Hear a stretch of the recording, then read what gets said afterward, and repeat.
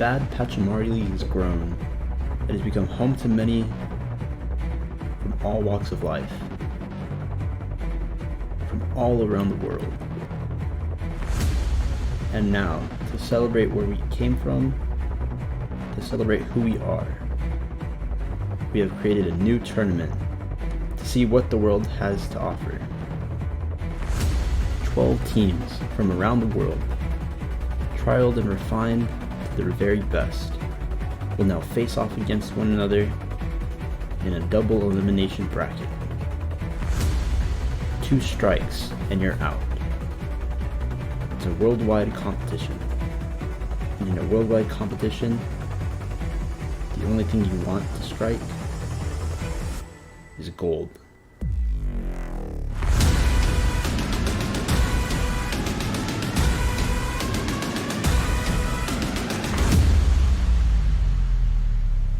Welcome to the BPL World Cup. Oh my god, it's a fire game impersonator with a pulse bomb! But Sage is hot mustard, and all of a sudden this is anybody's fight. Drift Timbers are still in it. Massive pulse bomb from Sage! What is that? Sage clutching it up! Sonic holding on to the barrage, gets 3! Sonic from behind with 3 with a huge barrage, taking a crazy off angle once again. There's a lot of ults, there's a lot of colors, but it doesn't matter because it's just going to be a fast behind from Yancha. But Signet hits another massive shatter. Oh my lord. He's so good. He's just so good. A pretty big flux. The trance is there to keep the team alive. Oh, the bombs. Oh my god! Wings, they got some wind in their sails as well. They got grab coming in, will land perfectly, and the windows fly through in terms of damage. That's a 4K in that Night Drive. Absolutely insane. Pomku with the 6K.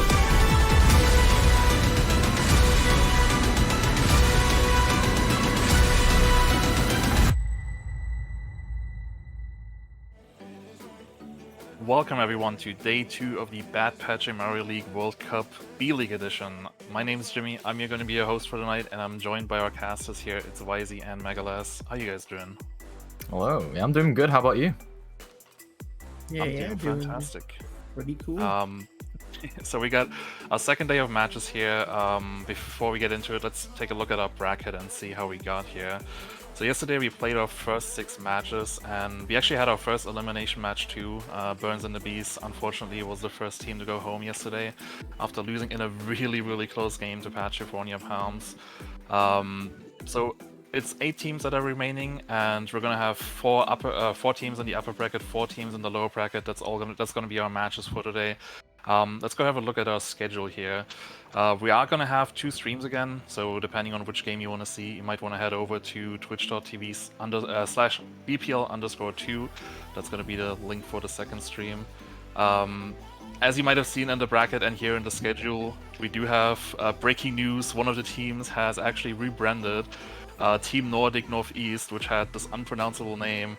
They've actually gone dark, they've gone against society, and they have rebranded into the team The Jokers, and we're gonna see them later. What do you guys think about this new name and look for Team Nordic? I mean, you know, there's nothing else really to say besides that they are the Joker, baby. That's pretty much all it is. Oh my goodness, With a team yeah. name like that. Yeah, because like when you rebrand in the middle of a tournament bracket, it could give you a little bit of reinvigoration, I guess, into it. Maybe those guys could be going forward in that match anyway, with that extra kind of boost of morale. Listen, I'm just trying to make excuses at this point. Yeah, any team with Donk on it just has a little crazy factor. So Yeah. I'm not fully surprised to see this, but it's going to be interesting to see how they play later. You can see here these are our games on the B stream. So if you're rooting for one of these teams, like I said, twitch.tv/BPL_2, so you can see those matches. They're going to be running the same as us. But let's actually go and look at our first match that we have today, and it's going to be Maize, which is Team Midwest, against Crazy Capybaras, which is Team Latin America. You guys excited for this one? Yeah, I would say so. I mean, you know, obviously me not being as involved with the community, I don't know too much about these teams. I just watched the games yesterday. And I would say that potentially maize could be a favorite for this. They've got a couple more known names in the community, I would say, from what I've read. And generally as well, they looked like their play was just a little bit more cleaned up. But obviously they need to do a mental reset because obviously they lost to Grizzlies yesterday. So that'll be something to keep an eye on, their mental game. Yeah, definitely. I actually was able to cast both of these teams playing yesterday, and I fully agree that going into this, I am supporting maize. I feel like they have that kind of distinct advantage. Crazy Capybaras, the only time they really looked good was when Focus was killing 6 every fight, and while Focus is a phenomenal DPS player, a lot of people in the community know that name for a reason. It's just not realistic to have a DPS player carry like that every single fight, so hopefully Crazy Capybaras, they figured out more compositions besides the double shield, and maybe we'll prove the upset here.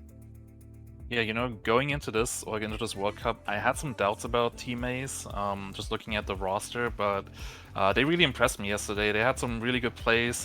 They also had Azu ringing. I'm not sure if he's here again today. He was playing Brig yesterday, and it looked really good. They had a really strong showing yesterday. They lost to Canada in a really close 3-map series, but I think they have what it takes to go toe-to-toe with these other teams. And Crazy Capybaras, like you said, they are kind of like a wildcard team, pretty much like their sister team last week, Angry Toucans. I do love their branding, much like the A-League team. But they haven't really won anything yet. They came off a tough 0-2 loss to Europe yesterday. I didn't see the match, but from all accounts, from what I've heard, it wasn't that good of a match for them. So it's going to be interesting to see if they can turn it around here. They do have an interesting roster, like you mentioned. We do have Rafa here, who has played on both teams, actually. He's played on the A-League team and the B-League team. We have Focus, who's a former A-League off-tank for clients. So kind of some star power here. We also have Lettuce here playing off-tank, which I find a little interesting, because I know he was trying for a bunch of teams, and I guess he landed here. We also have this guy whose name I can't pronounce. I think we all settled on 1LR. I think he's a former Eagle Gaming 2 member, so not really sure what to expect of him, but by all accounts, this looks like a really strong roster, but they gotta show some results here. Yeah, absolutely. And, you know, Capybaras, like we were saying earlier on, probably going to be a bit more of a dark horse in this tournament bracket. Loser of this game goes home, so if Capybaras manage to make this win, I mean, it will surprise me personally, because what I've seen of maize yesterday, as well as just reading up on them, they do seem like the favorites. And if Capybaras, you know, with this kind of roster that really builds itself around Focus, like you were saying, a very star-studded, you know, player, I reckon that it'll be great if they can win this game just based on that, but that's a pretty inconsistent way to play the game of Overwatch as a whole. It's a very much team-based game, and also the kind of, I want to mention as well, the lack of flexibility on the roster. There's only 6 of them there. I mean, yeah, you do kind of lock yourself in with those 6 players, but at the same time, it can be sort of a rock to build around of. You're never really worried about that starting position, so you know what you have to work with from the jump. You're not having to try to flex around and figure stuff out, which can be helpful or hurtful depending.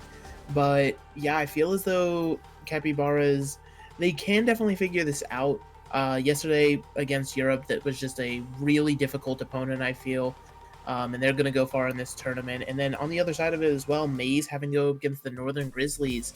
Both of those teams looked really, really strong. So not surprising to see both these guys in the lower bracket, but I feel as though just because you lost to one of those teams doesn't necessarily mean that you're bad or anything like that. You still have a lot to prove and a lot you can show. Yeah, I mean, we do have potentially EU later on the stream, depending on how the rest of this day goes in terms of matches. So I do want to say, I mean, they lost 0-2 to EU, but in my opinion, I think EU is like a really strong roster, so people shouldn't count this team out yet. I am kind of sad that we have to say goodbye to one of these 2 teams, because I do like both teams. I have a lot of friends on both teams, so it's going to be interesting. Me personally, I'm kind of leaning towards maize after what I saw of them yesterday. But we shall see. Our first map here is actually going to be Savannah. We're changing up the map order for today. It's going to be Escort first and then TCP second. Interesting map types for sure. Interesting maps that do offer a lot of variety in terms of comms. We are actually going to head in here now, so I'm going to give it over to our casters and I'll be back later. Thank you for that, Jimmy. Yeah, and here we go. Havana, a map where I reckon, honestly, between these two teams, with this kind of, like we were saying earlier, the DPS power of focus, this could maybe tend towards Capybaras, just as a general map type, as with most escort maps as a whole. But I want to know what you think of this. I mean, yeah, it kind of depends on what compositions you want to run and what you're really looking towards, because when you're starting on something like Havana instead of a Koth map where things are standard, as you know, before the game can even start, we're already getting a pause. You'll love to see it. But yeah, it kind of changes your mindset going in, right? Because Koth is generally more about just general team fights instead of any real positioning or anything like that you'll see on those payload maps. So it kind of changes up, as we saw there before the pause. Looks like there was attempt at a spawn hold. Probably everybody just kind of crouching, ready to jump out onto cart. Very common on Havana at this point, just because it burns a lot of time off the clock, and it forces the attackers to kind of switch to a weird, wacky comp just to throw you off. But I think the main highlight was focus was going to be on that Widow at the start, and potentially an early pick could just break the spawn hold, you know? Yeah, I reckon the spawn hold is more just there to buy time and to really, even maybe, you know, bait out a couple of ultimates, you know, from the attacking team here. As now we go back in again, and yeah, maize playing that spawn hold composition, and yet another pause. This is going great so far, Megalas. It truly is, as I do believe that there's just latency issues for the side of Latin, which, you know, it's to be expected when you're doing a World Cup, right? Everyone's still at their computers. We're not some big multi-million-dollar industry that can send everybody to a LAN. So you're going to have ping issues, pauses, discrepancies. It just kind of happens. But yeah, as you were saying, that spawn hold, it just kind of burns time off the clock. You're not really expecting to win off of it or anything like that. It's just to burn that valuable clock, because especially on a map like Havana, if the attacking team starts to snowball, there's no real end in sight. Like, you don't see the payload get stopped all too often until you're at the very end of point C. So it's just all about that snowball and trying to stop it. Yeah, and now finally, I think for the third time's a charm, we're going to be getting back in here. So yeah, and like you were saying as well there, I reckon, other than that third point, yeah, you're not going to see much of a stopping of the payload, maybe even second point on, like, the high ground area, but it's very rare that you see that. And Havana is a map where you might not have much of a time bank, but you're pretty much guaranteed to complete it, especially if you can snowball here. So this spawn hold is very crucial. Yes, indeed, as both teams are just kind of gearing up. It'll be interesting, Capybaras, if they want to run out on this Hog Zarya. Potentially they're predicting the spawn hold and want to break it this way. Don't really know how, but actually Focus starting this one off right. Yeah, Focus manages to pick up Kumpu there. So again, that opening pick we were talking about that cracks this spawn hold open, and immediately everyone on Maize is just gunning it out of there. I mean, look at that. And yet another pause. The third time wasn't the charm, but thankfully we actually got the game started this time. Yes, indeed. I don't think we're... Yeah, I was going to say, is there any worry about it actually being reset for a third time? Because I don't think Focus will get that same pick twice. So I think all of Latin, they're sitting there in the Prage position, hands together, that we're not going to have to reset map due to, I think it was Blame having FPS issues. But yeah, that spawn hold got cracked really quickly, and it's just the power of Focus on that hit scan. We know he's a cracked DPS and he can carry this team. It's just a matter of getting him in the position at the right time. Yeah, and we were talking about this earlier as well. I think that is a person that Capybaras, they've been kind of trying to build around, play around, give resources to. Kind of draws parallels to perhaps Cynex as a name I recognize from the last time I casted here. Very much a cracked Echo player, cracked projectile player in general. So if Focus can be that kind of player for Capybaras, you're looking at, well, a good Havana offense here, like I was saying, with the Widowmaker pick. Yeah, indeed. And it's just kind of... And it wasn't even on the Widow there. Yeah, right? no. That's just an option.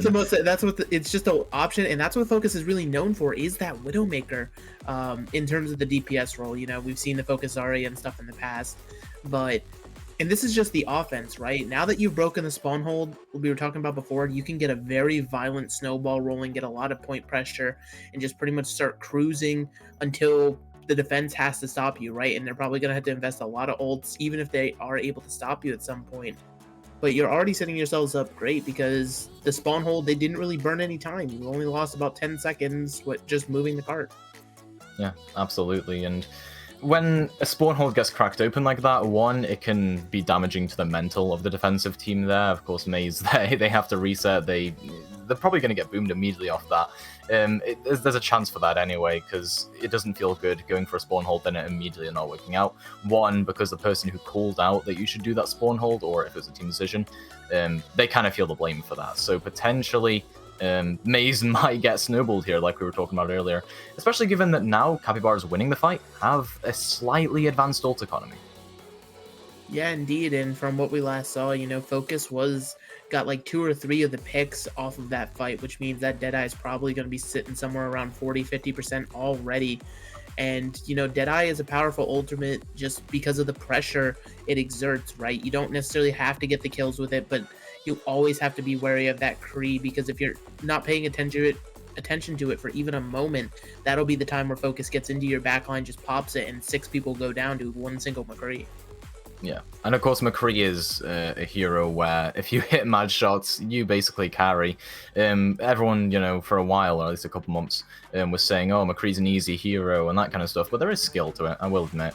You know, saving your flash, saving your roll, being really good with your cooldowns, and, you know, Focus, I'm not entirely sure if he's good at that, but at a pure mechanical level, Focus already showing his worth there on the hit scan. Yeah, and, you know, that's kind of what you need. But the answer for maize, interestingly enough, is, like, I don't really know, right? They opted into that weird double shield where they had, like, Rhine Sigma, I believe, if I remember properly. Yeah. It's just kind of, when you're running the double shield, the reason you run the Orisa with it is the halt, right? It just provides so much value when you're able to combo it with something like Sigma's Accretion, or just any of your DPS abilities. But the Reinhardt, while it does give you technically more shielding and a little bit more of a mobile shield, it kind of forces you into that Lucio guaranteed, which maybe you don't want to do when you're running the Orisa, simply because the Reinhardt needs that mobility in order to thrive. And we are actually finally unpaused, and Crazy Capybaras staying on this hog. Sorry. Oh my lord. Yeah, so Crazy Capybaras, I reckon now they'll make the swap because they've gotten a couple of those picks. And you see OW1 here as well, looking to go over to that Winston. And Winston hog, probably not the best thing ever. I reckon they're staying on this just for the whole hog though. Yeah, they're probably just feeling themselves. Lettuce, a phenomenal off-tank, and Focus actually got over to the Widow and is up on this high ground. Yeah, this is such a good position to be in if you're focused. Just putting down pot shots. Anti-Unity comes through there as well from Rafa. Doesn't come to much, though. As Capybaras, look at the health pools just all going down so low here. Azu cracking this open one for first pick. And, you know, that spawn hold didn't work out, but the ensuing team fight did here for maize. Yeah, and it feel like without any real shield pressure or anything like that, maize just kind of realized they could hold their W key into the Roadhog, and that's the issue with Roadhog, right? Once you take away his breather, he does not have that survivability that a lot of other tanks do. But now, Lettuce switching over to the Reinhardt, so now you're seeing this double main tank action. It's going to be interesting to see what 1LR wants to do on this Winston into a crate. Well, yeah, in person, look, oh my god, in such a bad position there, way far away from the team, and the charge comes through from Lettuce as well, going deep in there, and this Rhine Monkey is playing so aggressive. With that being said, there are picks going out for the side of maize here. I mean, they've turned this around in basically an instant off of Blame and Drayton's just blatant aggression. I mean, yeah, and they were able to do it simply because, once again, right, the monkey is being forced into this composition for maize. What is the monkey going to jump onto? The Baptiste has an immortality field as well as the exo boots to get away. The Lucio can simply speed away, and neither of the DPS the monkey wants to get anywhere near. So now you're seeing 1LR kind of stick to this Winston pick, probably because you're close to primal. Maybe you want to nano the monkey in, but I'm not sure it's going to get the value that some other tank could. Oh, this shatter could be massive from person. The shield is down for Lettuce, but the high noon comes through Kumfu, making this an even fight with that 2-for-2 trade. Have a look at the slam that comes through there. Lettuce cleaning up here, and Capybaras will get that first point. But again, it's another one of those team fights where it's scrappy, it's not clean. But it was valiantly fought by both teams there, but Capybaras just edge it out in the end there. Yeah, and a lot of old stump for both sides into that one. Titan, I think, invested the beat a little bit early. Either that or just not building up to the beat just yet. Meanwhile, on the side of the Crazy Capybaras, you threw everything in the kitchen sink into that one. Both your tank ults, both your sport ults. All you're looking at is this Deadeye and the Reaper Death Blossom. But it's actually going to be mirrored by Blame here. So I'm probably looking for both these Reapers to set up a flank into the backline because they want to get value out of this Blossom. Yeah, you can either use that TP or you can just walk into the backline, right, if you're completely uncontested. Both sides are running a McCree, so it's going to be hard to get in there in that fashion. But look at this High Noon, and Drayton slapped up, can't Matrix it, but instead it's the bubble that comes through actually from OW1 there. Now, Death Blossom from Blame into the back, gets the TP through and lays it down onto 2 members. And I mean, that is what you want here for your Maize. Stabilizing on second point. We were saying this is going to be a pretty rare thing to happen, but they've actually managed to stabilize it. Yeah, they get a phenomenal stabilize, you know, everyone kind of kiting behind the Rhine shield to worry about Focus being zoomed in with that Deadeye thanks to the Lucio speed boost. But meanwhile, nobody was paying attention to Blame, and as I said, once that Reaper's in your backline, no cooldowns. Person? What is that? Oh my goodness. That is hubris at its finest. Person expecting maybe someone to go with him. I'm not entirely sure. But now it is going to be up to Thomas in the backline here with the Death Blossom. Lays it down. That's 4 down to the ground. They're dropping like flies. Cracking that open. Oh my goodness. Like, full props to Thomas for that Death Blossom, but it was a pin. You know, maybe there was an extra $5 sent to Person's bank account right there, courtesy of the Crazy Capybaras, as they will actually cap point B, and they'll have a considerable time bank, almost 3 minutes going into point C, and Person actually getting a pick though. Yeah, Capybaras here, they've actually taken down Lettuce, so if Person really wanted to, they could lay down that slam. I don't think they will because the spawn is so close here, so just going to take it back off, and again, they can just wait this one out and use really the spam they get from that McCree, the Baptiste, to their advantage on this long sightline. Yes, indeed, and speaking of that Baptiste, Azu has the amplification matrix already going. That is massive. I mean, that's an old combo of the century right there. Just that Matrix High Noon, it's the classic. It does the job there for Maize. I mean, absolutely beautiful, and that's the advantage that Maize is going to be able to take advantage of time and again, right? There's no diva to eat those bullets, as Focus actually starting this fight off already with a pick. Oh yeah, and Focus goes for another one with the High Noon as well. Titan even invested the beat to try and sustain that one. Just didn't quite happen there though, and Capybara's DPS line, in fact, doing most of the work during that fight. And again, this is one of those fights where we see Focus just crack it open with a pick, and even going back to swap here. Yeah, probably switching to the Widowmaker fight, I guess. Yep, it's just such long sight lines on this last point. Whether you're on the offense or defense, there's no pressure you can really apply to the Widow without dedicating your whole team to it. On the other side, though, Blame is going over to the Hanzo, which means they're lacking that Reaper damage now, so potentially 1LR going to be a lot freer to do some dives or crazy stuff, and it'll be interesting to see which Shatter lays down. Again, it's a little bit of opposition here with the Reinhardts and the Shatters, but it's laid down by Lettuce. A counter slam comes through, though, lands it onto 3, and Drayton, the bomb coming through from the top ropes. Oh my goodness, that was both Reinhardts laying down the Shatters, and it ended up actually being Drayton making the difference. I mean, yeah.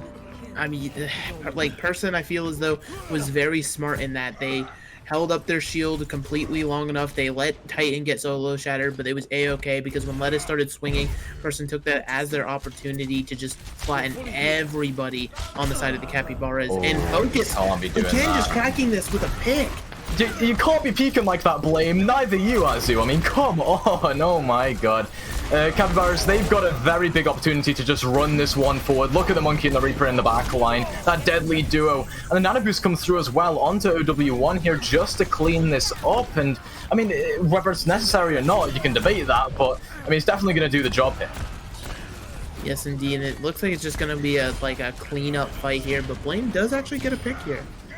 Yeah, I don't think it'll amount to much because everyone's just still coming out of the spawn room, but Kumpu, High Noon onto Focus. That's the carry player gone here for Capybaras, and with the Reaper ultimate here, I mean, this could potentially be cleaned up by Capybaras. The Primal as well just lays it down into Kumpu, probably one of the players that is most important to get down, especially in a stall fight. They can put out so much damage, getting him down is so important there, and thankfully, other than the Bull and the Moira in the backline now, and, you know, Baby Diva, that's basically irrelevant, I reckon this is going to get pushed through for Capybaras, but whether it's an overtime or not is an entirely different question.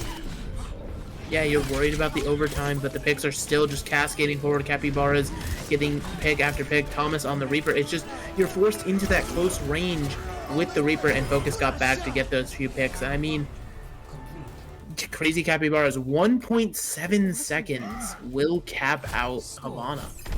That was so close. I mean, you know, like you said, I was worried about that overtime coming through because, like I said before, at the start of this map, Havana isn't a map where you usually finish with a lot of time. You'd expect maybe 30 seconds to a minute, but being down to overtime is, you know, very deadly, especially if the enemy team then puts up a brilliant offense. And if I had to guess, maize are going to do just that. They had a brilliant defense, and they can just rely on kind of that tank line that was just insane. Person and Drayton, they've been playing insane this game.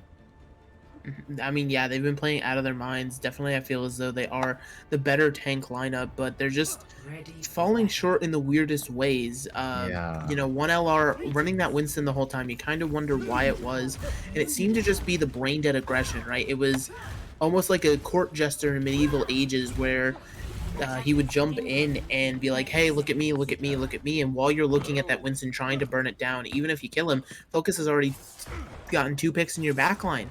And now Focus is going to have such a better position, being able to play on this high ground with both of the shields protecting him. I mean, this might just be the Focus show here on this defense. Yeah, I mean, arguably, defensive McCree is a lot easier than offensive McCree. You have to try and get into position if you are that offensive McCree, whereas Focus now can just sit here, high grounds, even on the low ground if you want to protect like a Zenyatta off-angling, and you can just lay in the damage over time that maize is going to struggle against. They are playing the maize sim, though, so they don't have to endure that spam if they really don't want to. Yeah, they can kind of just teleport around, get their Reinhardt where they need to be. And that's the biggest thing. They need to win these team fights and then worry about the cart. The cart can't be the first place, as Thomas might actually get dived and picked here. Oh, Thomas trying to duel Drayton, but I mean, they're going to get followed up onto. Look at this. Everyone diverts their attention there, and the TP, we didn't even mention that one, but it gains high ground here now for Drayton and Kung Fu, and they can make use of that. And in fact, they won't even. They'll just go back onto low ground here.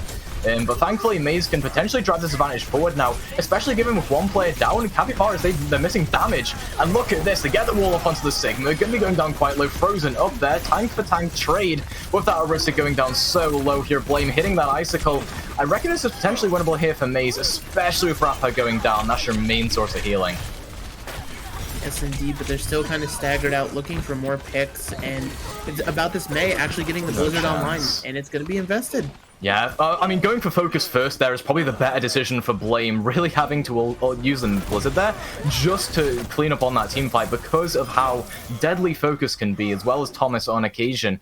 And, I mean, it's probably a good decision there just to use it to get that first point cap, because now you've got 5 minutes going into second. You can reposition, you can take your time, you can do whatever you want if you're maize, really.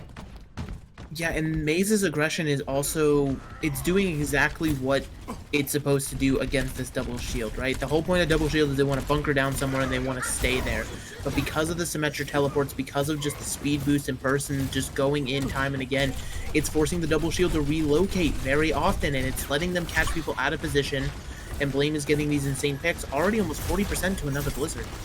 Oh, absolutely. And, I mean, look at this positioning here. maize, they just want to get us out Matrix from a long angle, out-spam the spam composition. Dragon Strike comes through there, and Titan lets loose the B. They had a Mortality Field, not entirely sure what all that's about, but the Bonga will come through. OW1 here just wants to make use of that alongside that Ant Matrix. So much damage can be laid down, and they get their Gravitic Flux onto 5 members. If I didn't know any better, I would say that's it. But look at this, they're still investing Ultimates. maize, they want to win. That wall is going to, you know, prevent any of that spam coming through, and they've actually turned this one around against all odds. Yeah, now they're just getting the cleanup picks. Thomas on the Hanzo not able to do a lot, but the most important thing was, while that was going, even if Crazy Capybaras had been able to win out that fight, the cart was moving the entire time. As it finally now gets capped, there was no point pressure at any point, and that's, again, another downside of the double shield. You can't really get to cart until you won the fight, and maize knew this, and they just held them at arm's distance, made sure that a fight could never be won because a fight was never had. Yeah, and Megalas, I was getting worried about this fast time bank coming through from maize on the offense. I mentioned it before, and it's actually happening here. 5 minutes to try and drive this one just to the end. And look at this mail that comes through. Doesn't get eaten up there at all by the Sigma. Immortality Field just postpones the deaths of a bunch of players of Capybaras there. A fast team fight for maize. And now they're going to get positioning potentially on this last high ground where this is usually where defenders are playing. Yes, but also it's starting to look really bad for Capybaras because they've burned everything with their hero switches. There's not a single ult in the bank to counter this beat, this amplification matrix, or this diva bomb coming in that maize has. It's pretty much on focus to find picks here, and 1 LR is down. Well, Focus got a pick, okay, so you did get that one right. Titan is down. Without that speed boost or that beat, it's going to be so difficult for maize to really sustain and have that mobility in this team fight. But Lettuce in the backline, what are you doing there? Frozen up by the May of Blame, and hopefully now maize should be able to drive this one forward, especially with this flank coming through, trying to take down Focus, and is helped out by Gumpu there, perhaps getting a little bit of a kill steal. But look at that time bank here on third. 4 minutes and 52 seconds for maize. We were looking at them as favorites in this series, and they are proving us entirely right. I mean, it feels like a mood shift. You're not even on either of these teams. You don't hear what they're saying, but you can feel the mood shift. You know, Capybara is probably so happy that they were able to complete the map, right? Havana is not something you guarantee complete. A lot of teams get stuck at these arches you see right here, but they completed it. They were like, yeah, listen, we got this. And their double shield just got ran over time and again on the offense. maize set a blistering pace. And now, Capybaras, you have 1 minute to make it work. And what composition are you going to try to roll out on? Do you want to do the same thing you did on your first offense? Do you want to try out some of the May? Or do you just throw it all to the wall and try to pirate ship it? Well, if maize are smart here, they'll go for that spawn hold that we were talking about so much in that first half. And looking at it, yeah, they probably will. So Capybaras, they're going to want to rely on Focus, maybe on some hooks from Lettuce to break that one open. But even if that happens, there's still going to be time drained off the clock. They'll basically be in overtime by the time the second fight is taken at the A checkpoint. And yeah, that's what gets really terrifying, right? If you can burn this minute for maize, it's absolutely massive because you're starting your payload push in overtime, which means all Capybaras would have to do is step off for a moment and their offense would be over like that. And now we're just seeing the Ryan swing at each other. Yeah, and again, it's a pick that comes through here, not from Focus, but actually from Chewy, a name I haven't mentioned much in this series so far, but actually gets that first pick off onto Azu. Perhaps a mispositioning from Azu or a really good aim from Chewy. It doesn't matter. They've broken this open, and it might not be exactly in overtime by the time it's at a checkpoint, but it's going to be close. Yeah, it's definitely going to be close. Time is of the essence, but I've been so impressed with Capybaras being able to break these spawn holds, and I guess on the other side of the coin, maize has just been not really good at it. They keep going for this strategy, and they clearly don't seem to know the finer essence of it. Meanwhile, OW1 is going to be very close to shatter here. Look at how Capybaras are playing. OW1 is just so scared of Person there on the Reinhardt. There's so much space being taken here by maize, and look at Thomas zoned off on the off angle there. It's going to be Kumpu trying to land the shots, and the person who touches, it does end up being actually Thomas there, I believe, onto the cart. As Titan, Lettuce both traded out here, so again, Titan falls first in these fights, but look at that. Focus has fallen, and that's a clutch player gone. Rafa can't really do much against that, and it's just a Transcendence to postpone the inevitable defeat. With that being said, Thomas has found Person here, and Crazy Capybaras, they're going forward. Thomas making the clutch play just in the last seconds. Titan and Blame on such low HP. And if Blame can stay alive here, it's a win for maize. But Thomas still exists. Gets taken down though by the freeze. It's just the bomb that comes through from Drayton to zone everyone off. And despite the heroics from that Reaper player, Thomas, it doesn't end up happening for Capybaras. And they're held just before that A checkpoint. I mean, Thomas nearly clutching it out, comboed with the shatter from OW1, nearly made it back, or made it back just in time to get the shatter off, and then we saw what Thomas was doing with the Death Blossom, but it was too little too late, and you're the only one left on the cart. And on the other side of it, Blame, these blizzards have been on point, just zoning the entire team away, keeping everybody frozen, and now you're heading towards what feels like almost a certain map victory for maize here. 5 minutes to get pretty much over a little bit over halfway through point A. Like, if Capybaras hold this, it's the greatest hold that's ever occurred in the history of Overwatch. Yeah, I mean, if Capybaras hold this, one, it'll be the greatest hold we've seen in the history of Overwatch, and secondly, it'll be great for their mental because they're coming into this now. They would be coming into this with a map up, and that, I mean, that's match point in the scale of 1st to 2. So being in that position for Capybaras would be excellent. They're gonna go for a spawn hold, so they're gonna do exactly what maize were doing, try and get that second fight. But the question is whether they'll even be able to get that second fight, or if it'll end up being stalled because the payload wasn't exactly at the end of the A checkpoint. I think you're guaranteed the second fight, but you have to go for the spawn It'll be hold scrappy. here. It's 4 minutes 52 seconds. You've got to burn some time somewhere. Like, you can't just look down this 5 minutes and think you'll hold it any other way. And it's interesting the way they're doing this spawn hold with the Sim Reaper. Oh my, OW1 under so much pressure. Immortality Field already has to be used there from both squads, in fact. But OW1's the first one to go down here. Blame beaming him down with the Symmetra beam there. And even though Focus does bite back with pick onto person, I mean, that's what we expect at this point. These fights are going to be scrappy with both Symmetras being fully charged in these team fights. That being said, Thomas, Focus, they're still coming back with picks, and I mean, that's ult charge that goes over to Focus, and Focus, this is the first one to that Photon Barrier. And that Photon Barrier is going to be huge on this recontest here because, as you said, it's going to be a bit of a scrappy fight with how quickly the payload moves. It's pretty much guaranteed that Crazy Capybaras will get one more fight, though. So it's hopefully with the Photon Barrier from the Symmetra, they're able to get value, but Blame on the other side just earned up to it. Oh my. The speed, the pace coming through. Capybaras, they want to engage early onto this. Blame will end up using that Photon Barrier in response. They have the later one, but Azu gets taken down there by the Ant Matrix. Fire Strike, OW1 aiming it so well. Slam attempts to come through there from person, but it doesn't land. They get it cancelled in the middle of it by just the death that happens when you let your shield down against a Symmetra. And thankfully now, I mean, they're going to get the Stag Bounce D.Va. They're going to, burn down some more of this time. I mean, yeah, it's all about the staggers and stuff like that right now, right? Because it's still about that time bank. You just held a very impressive point. You got some staggers. You're like, oh yeah, the round's almost over, right? There's still 3 minutes looming, and the checkpoint is directly behind you. The golden box of victory, some would say. Titan's probably going to want to engage with this aggro beat here, as the beat's not really needed for anything. Yeah, Midwest here looking such a better position, especially that 3-minute time bank like you were mentioning. They use the Ant Matrix that zones everyone off. And look at the space advantage they gain from that. Capybaras, they're so scared to follow up onto perhaps some aggression because of that Ant Matrix. Now, Drayton will use that bomb into the back, and there's going to be a block from OW1, but the shield is gone now. Bomb comes through in response from Lettuce, and a Death Blossom from Thomas once again ends that fight there. And maize, they're sent back to that spawn room against my expectation for that team fight. maize looked like the favorite to take that engagement. Yeah, but I think the ults came online just in time. We saw Focus get that Photon Barrier on, immediately use it. But you dumped a lot into that for Capybaras. You invested your beat, your Death Blossom, your Shattered even, I think, towards the start of that. So all you're going to have is Rafa with the Amplification Matrix, as maize is already pushing. Kompu, the High Noon. This could be what ends it right here as they try and line it up onto a couple of players. Rafa gets hit by it in the back line, but the C9! Oh my god!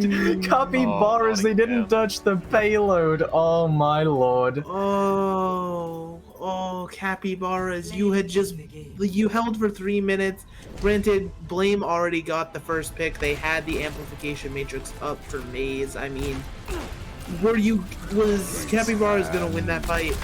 Most likely not, but still, you at least want to touch that point, because just losing after you hold for 3 minutes, that's at least one thing, but to lose because of a C9, that's gonna hit the mental hard. Yeah, and like you said there, you have to touch that payload, because an opportunity isn't an opportunity until you take it, right?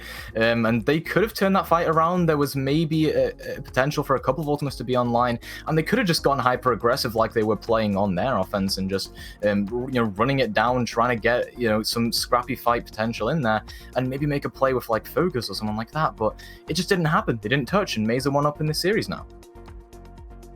Yes, indeed, but I feel like Capybaras, they fought a lot better on that defense, right? You saw them kind of rotate their ults a little bit better, and it wasn't all about focus, which is something that is really good from this team and that we wanted from this team. We saw Lettuce have some pop-off moments. Rafa, Chewy, both doing great on the support roles. 1LR cleaning it up on the main tank. And Thomas, of course, on that Reaper, just Death Blossom after Death Blossom being high value and high impact. It's just they couldn't clutch it out in the end. There was just too much of a time bank. But going forward, I feel as though this still is winnable for them.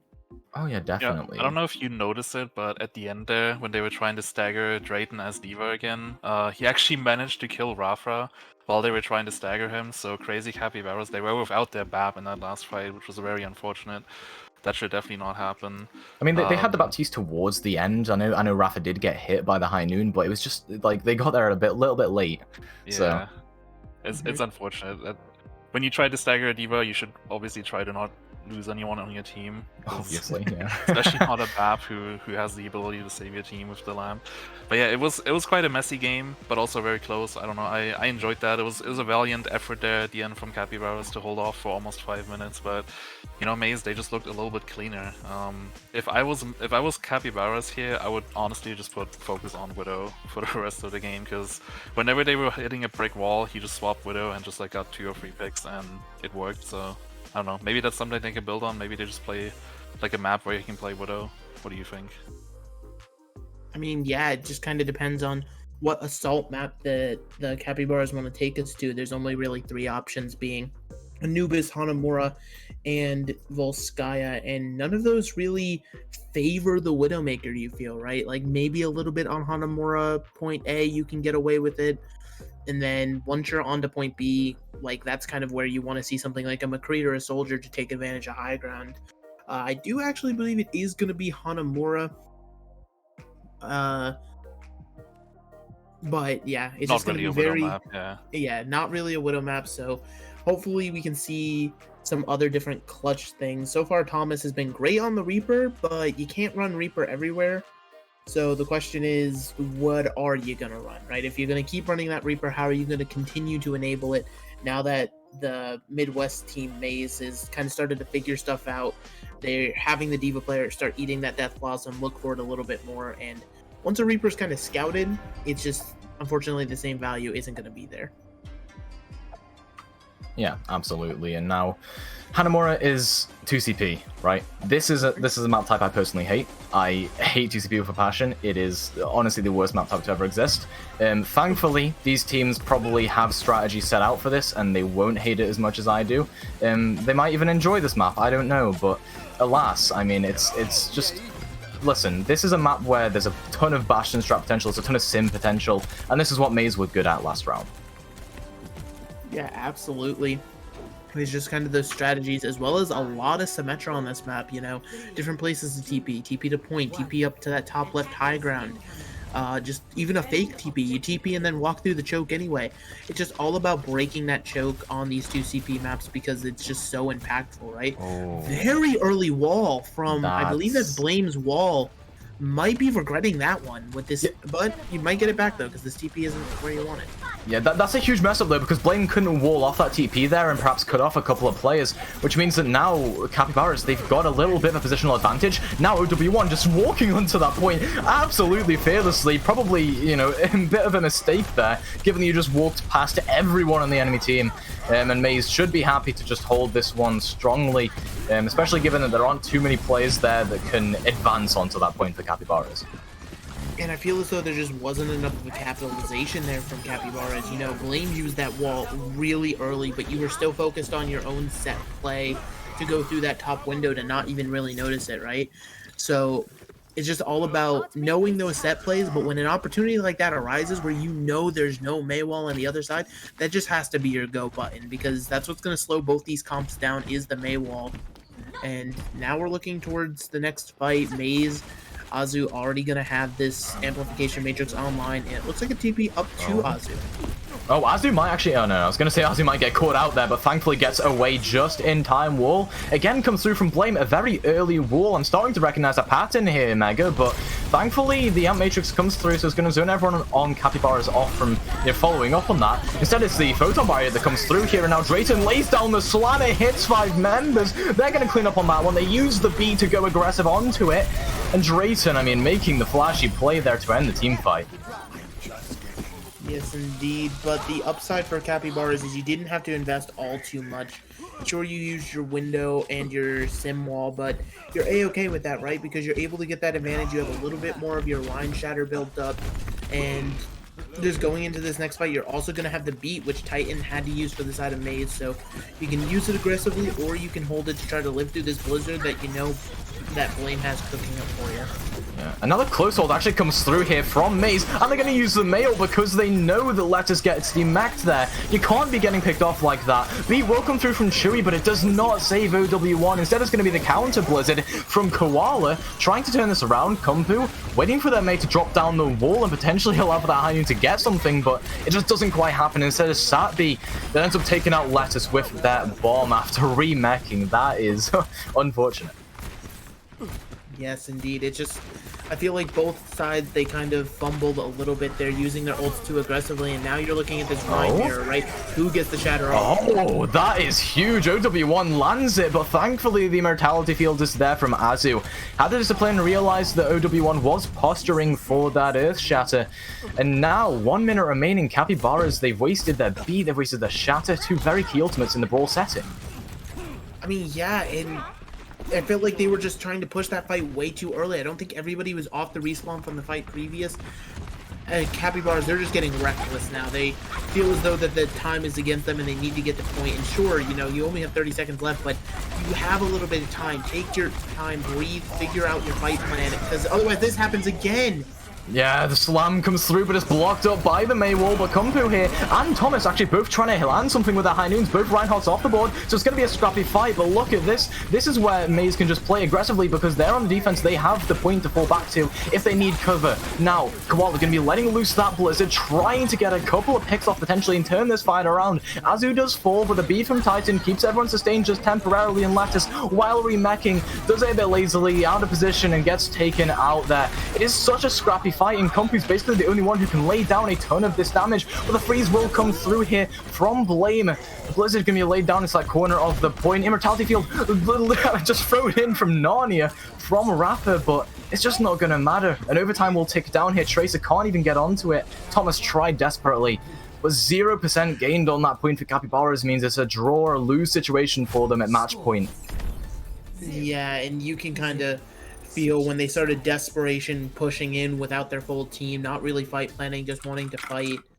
They just, like, they're getting way too reckless. It's almost like a mental boom sort of situation going on the Capybaras. They're just playing too aggressive, too loose, not really coordinating themselves, and maize is taking full advantage of it. Pomku on the McCree, just laying in damage. As you said, Blame's Blizzard's been on point. It's just really sad to see Capybaras start to fall by the wayside. Yeah, I mean, I had at least decent expectations for them coming into this series. Of course, they had no wins under their belt yesterday, and, you know, it wasn't a close loss to Sunrise, but I had expectations because of focus, because of players like even Lettuce and Thomas, who have been turning up relatively well in this series.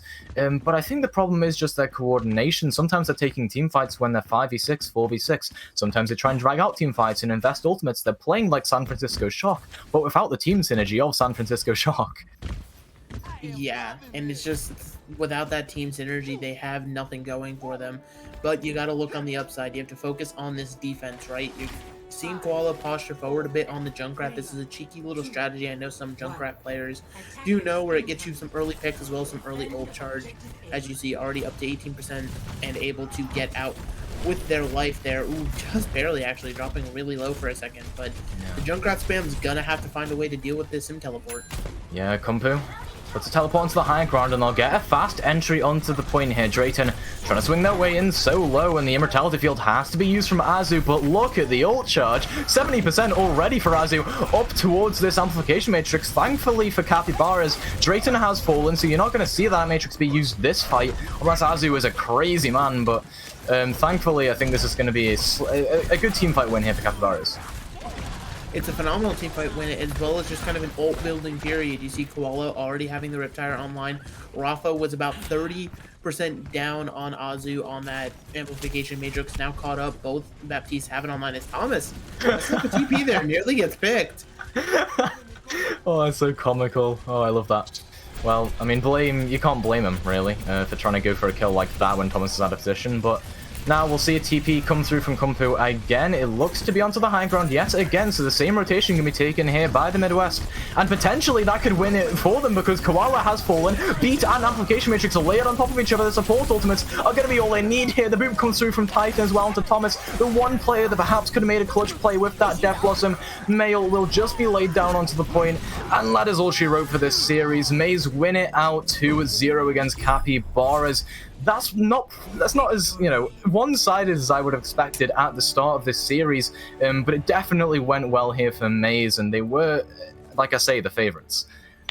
Yeah, I mean, yeah, Maize were the favorites going into this. This result isn't all too surprising, but I feel as though Capybaras, they had a lot more potential than what they showed in this tournament. Like, this team has a lot of good players on it. We've seen every player pop off in one way or another, and it sucks to send them home, but unfortunately only one team can win at the end of the day, so a lot of people are going to have to go home, and they're just the first people to go down.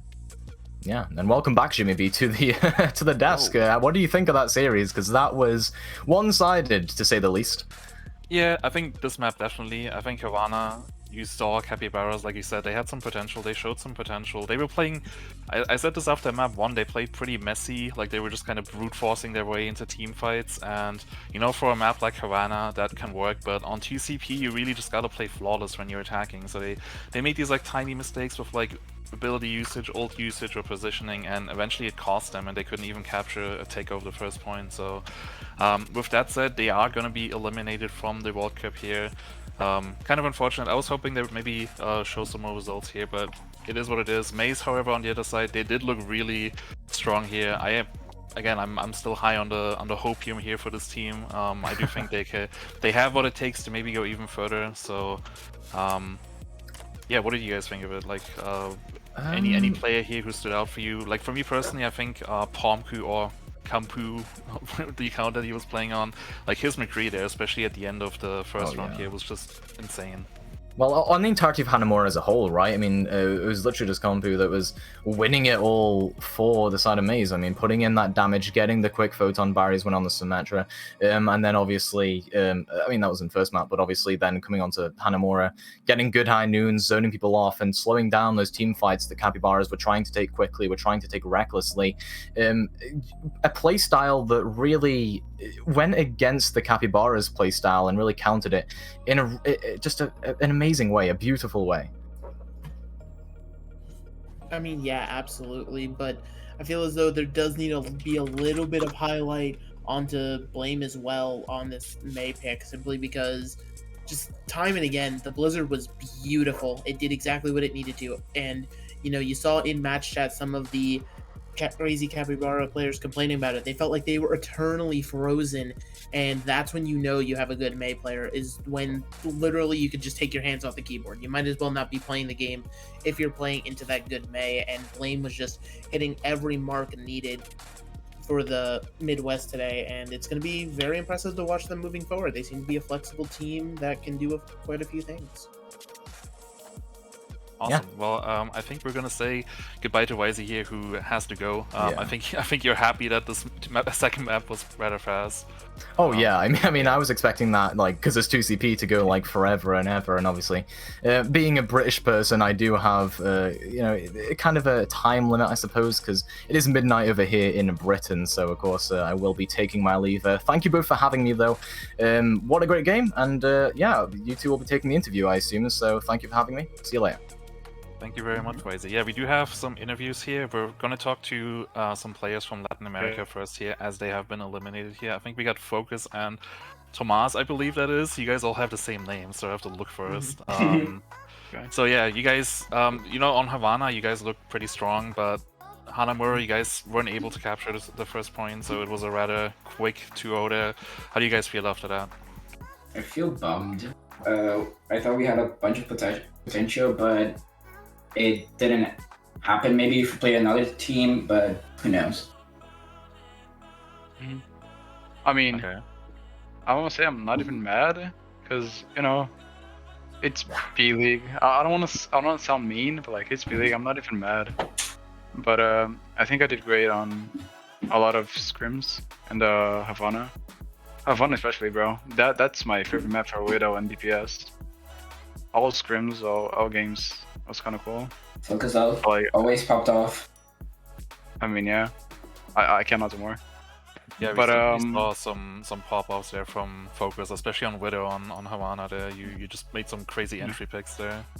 I mean, it's the Focus Widow, you know? It's not a meme. That's a lot of work. But yeah, I think yeah, this was my last Overwatch tourney. I think for a while. Once I changed my mind. But yeah, it was kind of cool. I just want to thank all the BPL staff, like Solomon, Vic, everyone, the specs, the casters and shit, for making a good work. I always had a lot of fun, bro. It's super cool playing on this community. But that's a change that changed my mind, so you never know. I mean, yeah, if that is your last game for a while, I mean, even though you weren't able to secure the victory, you did end on a really high note, as you said on Nirvana. Both you and Thomas really on the DPS, just clutching fight after fight. Thomas pretty good. Thomas pretty good indeed. But yeah, I don't really have any questions. So if either of y'all got something to say. Both tank players, by the way, me and Focus, not DPS players. What? We're not DPS players, we're tank players. Yeah, I know that. I saw that when you tried to like run away as a Reaper there, Thomas. We saw that on Aurora, and you got stuck in the wall. But yeah.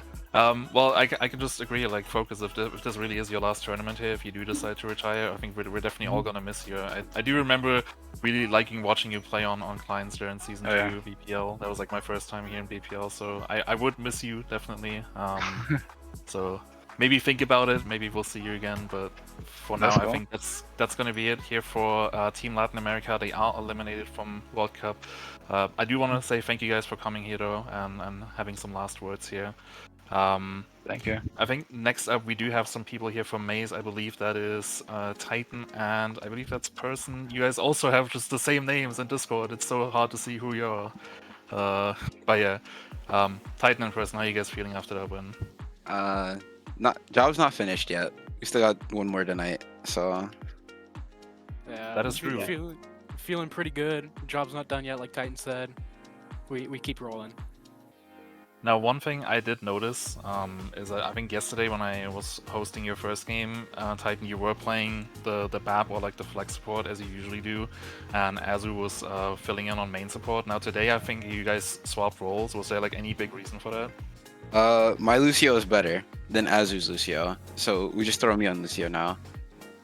Okay. Now you guys are gonna play the loser of this next match that we have here, which is gonna be the Jokers versus the Savannah Soyboys. Is there an opponent that you would like to face, or like who would be your dream opponent for this next one?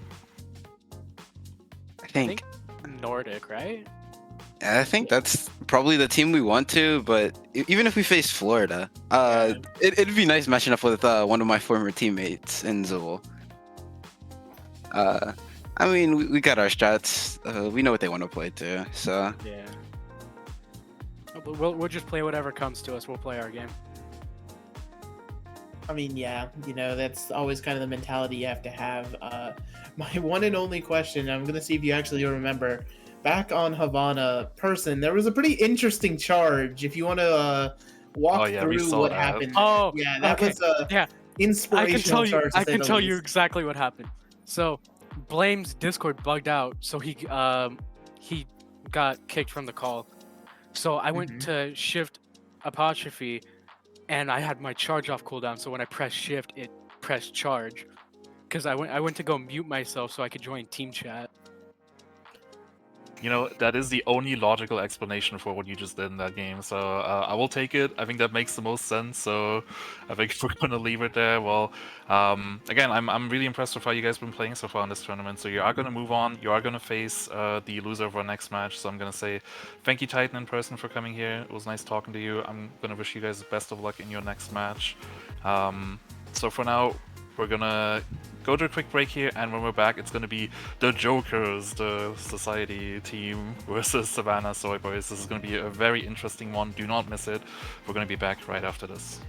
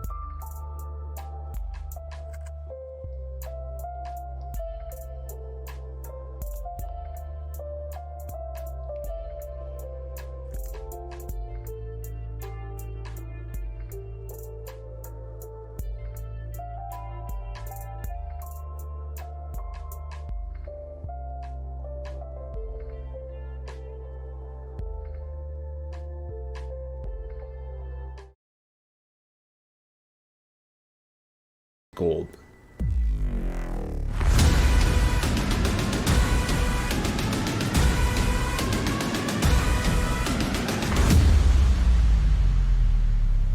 Welcome to the BPL World Cup.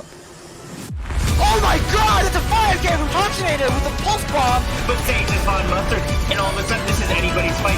Drift difference are still in it. Massive pulse bomb from Sage! What is that?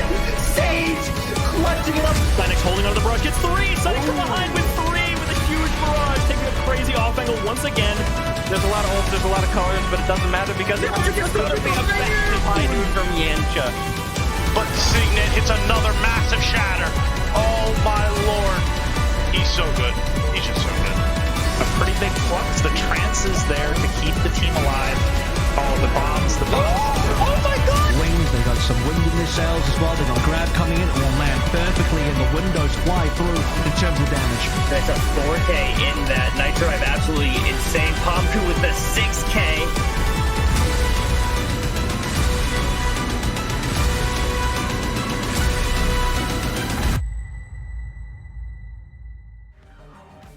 And we're back, everyone. I'm still Jimmy, your host for tonight.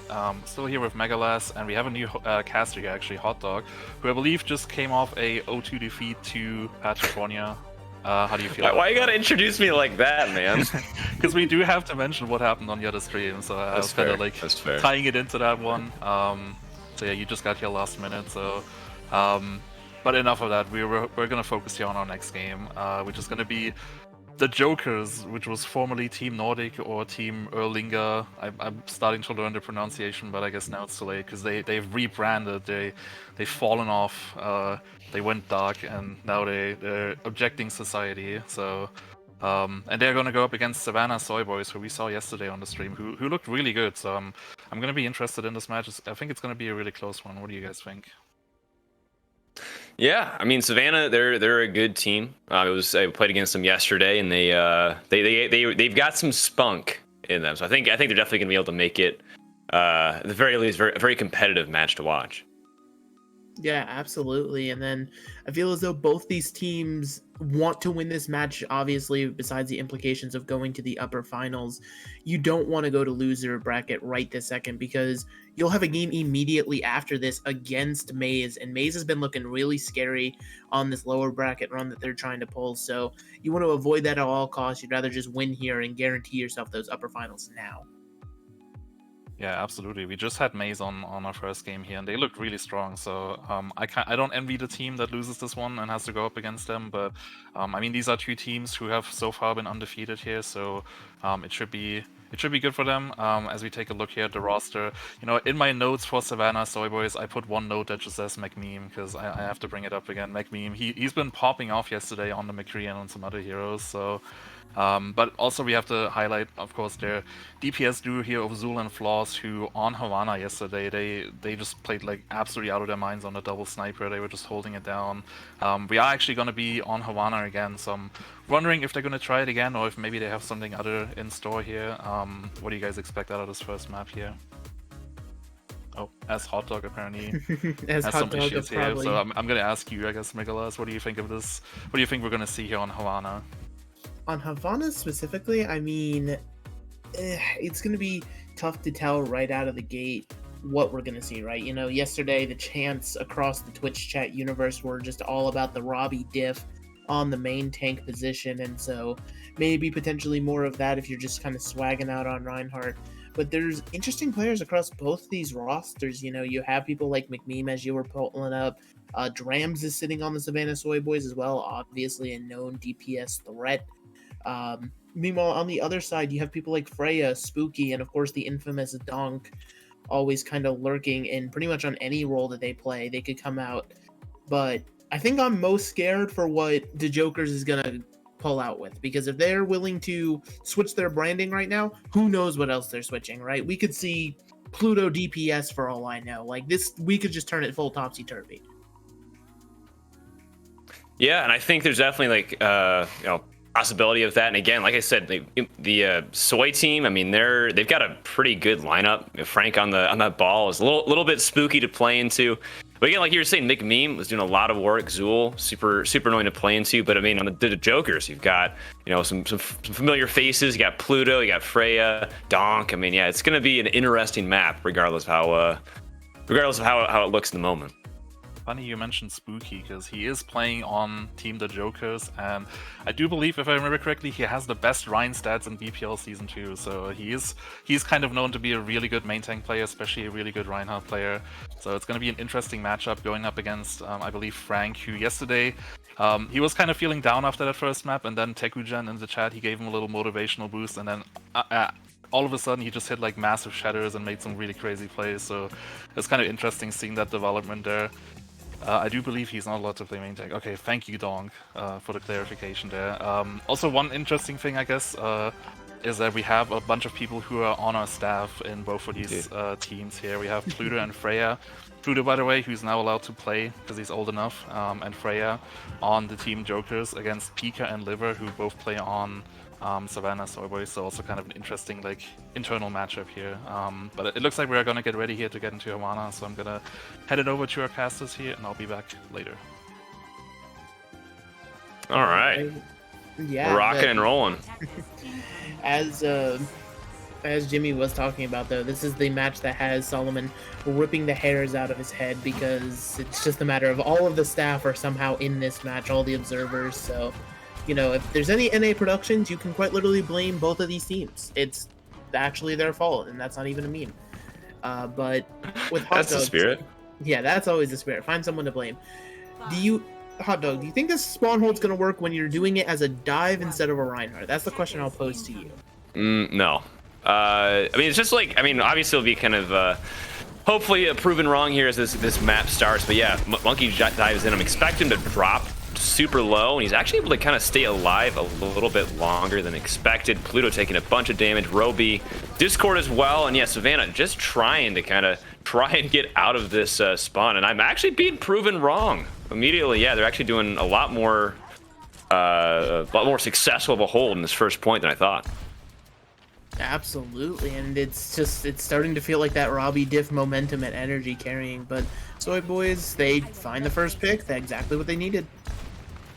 Yeah, pushing in here. I mean, Savannah able to kind of make some movement here. Zool finding a pick. Roby able to find a pick on a McMeme. Pluto trying to even it out. Maybe they'll be able to get a little bit more time here off the clock. And yeah, it's just a little bit of a stall here. Pluto getting back into his mech. Again, just trying to get more time off. Roby investing the Primal Rage. I kind of like this. Again, if this first point is open, a pause coming in. But yeah, again, they were just trying to take as much time off the clock as possible, and I think they were succeeding at the end, in there before that pause. Not entirely sure what happened, but Zool was spamming pause for a pretty interesting moment there. It was as the entirety of the team just kind of started reminding the admin of, hey, Control Shift plus is what you need. But I believe which is good, because I never remember that. Yeah, it was all in the rules though, because it was in the middle of a team fight. So admin actually did everything right there. I'm just gonna defend them here. No, we will blame the anyway. My camera keeps being really cool, so I apologize. Yeah, we're more of a no cam cast here, I believe. So I think that might be the situation. No, that might be the situation. No handsome hot dog today. Kind of unlucky, honestly. It's all right. You get to look at my cool. Look at that. I'm cool and oversaturated promo shot. Look at that. Oh yeah, that's the one you sell to the marketers right there. Oh yeah. This is the promo shot that we need. But yeah, I'll be honest. Again, I was kind of surprised at how well that dive kind of hold was working. I genuinely did not think it was going to be successful, but I mean, hey, they were able to get, before the pause started, at least 45 seconds off the clock, which is nothing to sneeze at for sure.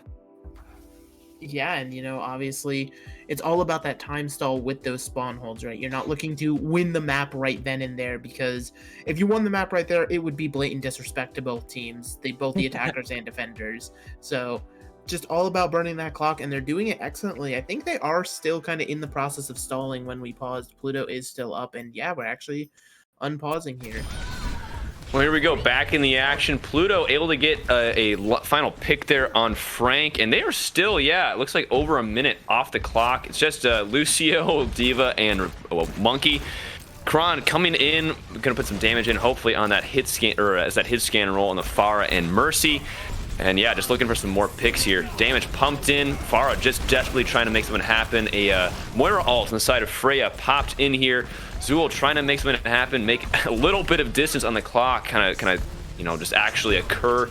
Drams finding the pick on Vincent. Kron answering right back with a Mercy pick. Yeah, it's just so back and forth. But even as I say that, Kron being the difference maker, investing a very close range high noon, finding the pick on D.Va. Man, they are looking absolutely bulletproof here. The Jokers are kind of rocking this right now. They're still spawn holding with a Winston. Like, I'm just so confused. Like, Savannah has gotten like a pick or two here and there, but it's just the Jokers aren't breakable. And now they have to commit Bongo just to get out of their spawn, and it might not work. I don't think it will. Well, as I say that, McMeme finding the pick, Zool find another pick. Down a tank and a DPS, but Kron finding another equalizing pick on the Farah and on the McCree, or the Hanzo rather, and the Zen. Kron, what are you doing, man? They have families. Trying to find that pick on the Farah, and the Mercy had to leave. Actually has to back around, and yep, looks like Savannah finally able to get some distance on the cart. That's more than half a meter. You love to see it. Finally able to get some distance with 1.5 minutes on the clock here. You lost 2.5 minutes to a Winston that already primaled you. The primal is built back up. Like, Savannah Soyboys, this is not the team I expected going into this match. They're gone. The Joker's chaos is reigning right now as Robbie heads to the back line. Yeah, it looks like Pluto able to find 2-3. Oh, Zool, what are you doing, bud? Remet kick on that. Pluto feeling good about that 3-piece. Looks like Pika trying to find, again, a difference here on there, trying to get that Tracer out. And back into spawn they go. I don't think I've seen many games in general last as long as Savannah has in spawn. This is unprecedented, I think is a fair thing to say. Like, I'm trying to actually intelligently speak, but I'm just lost. How did a Farah get Remet killed on? How are you even in range for that to occur? And the die's already in again. Yeah, Roby finding the pick on Drams. This is not good. A quick beat put in as well on the side of the Jokers, trying to get that sustained. Pluto finding a pick, and Vincent, 2 picks on the Zen and the Hanzo here. Kron trying to just get that last pick on the D.Va mech. Yeah, probably a good idea. Back off and just find another just solid place to hold. Yeah, they are looking unbreakable right now. And 1 second left on the clock. Not even getting able to... Actually, they just quickly got the touch there. Primal Rage invests inside of Roby onto the Jokers. Pluto able to get the D-Mech on the Soyboys D.Va. Zool finally finding Roby, able to get some sort of just momentum here. There's not enough. Vincent able to find the pick on Zool. Freya finding the pick on D.Va. While Pico's able to get some damage on the DPS. And yeah, they're out of DPS inside of the Jokers. This is going to be the best opportunity I think Soyboys have to kind of get some distance on the cart. Yeah, but it's an opportunity that's happening in overtime, so the Jokers will get a full regroup to be able to contest this one more time. Kron has that Deadeye back online. It's going to be able to create so much zoning pressure. It's pretty much going to be on Pico to eat that up because you can't hide. You have to stay on the cart or that overtime look's just going to go away. Yeah, and as they say that, looks like Kron initiating with a Deadeye here, not finding anyone. Pluto, another 3-piece, 4-piece D.Va mech out of mech here, and man, it is... Oh, and Kron again finding the pick. Pluto, I think it got 4 picks in that last fight, and they're going to end just shy of the first point here. 75 meters on the clock, or I guess the map, the ticker, I guess. Yeah. But yeah, not quite the attack I think you were hoping for if you were on the side of Savannah here. You know, stop the count. Nothing else matters. Pluto is MVP, and I'm saying that in an ironic sense. Pluto was finding the picks. I agree. That map was kind of just Pluto's playground, dog. It was what they needed. Like, you have to realize why the dive combo was working, right? And it was simply because they were diving. It's just that instead of going to any specific position, it was just the spawn doors. So I still can't rationalize in my head, despite seeing it, how the double shield composition from the Savannah Soyboys was getting dove and picked like that. You know, the Orisa with Fortify, there's not really enough damage on the Joker's composition to kind of burn that down, but somehow Frank was just going down time and again. And yeah, it makes you wonder, like, how much, you know, the comp is kind of affecting things. So I feel like, I mean, the Jokers, I think they had a pretty you know, very sustain heavy comp, right? And they're running, you know, Savannah probably should have been able to get. Actually, as I look at it, yeah, you're right. It's like more of like a question. Like that's kind of weird. Oh, another pause comes through. Because you have time to get to look at the comps again. Yeah, absolutely. Yeah, I feel like they should have been able to do more with the BAP and the Zen. Yeah, the BAP Zen, like you Discord something that anything on the Jokers really, whether it be Robbie on the Winston or any of the DPS. But as you were highlighting as well, if it wasn't Pluto getting the picks, it was Kron on the McCree just doing so absolutely much. And it wasn't even a pocket, right? They weren't running a Mercy or anything like that. That was just natural McCree damage. As the reason for the pause is right there. Zul was lagging out into the Shadow Realm. Maybe that's kind of. And he's been sent to the Shadow Realm. I mean, if I got them stood that hard, I think I would lag out too. I think I'd compete. If you ever played ranked Razul before, that's like pretty normal. He has like Pepige internet. That's par for the course, sadly. You hate to see it, but at least again we get more time to just think about just life. Which is I think everyone needs time to just sit down and take stock, kind of what's going on. Chat, you know what? While we're sitting here, chat, what do you guys think of this match? Like what? How exciting is this? There's an absolute just domination of a spawn hold here. It doesn't get much more exciting than that, right?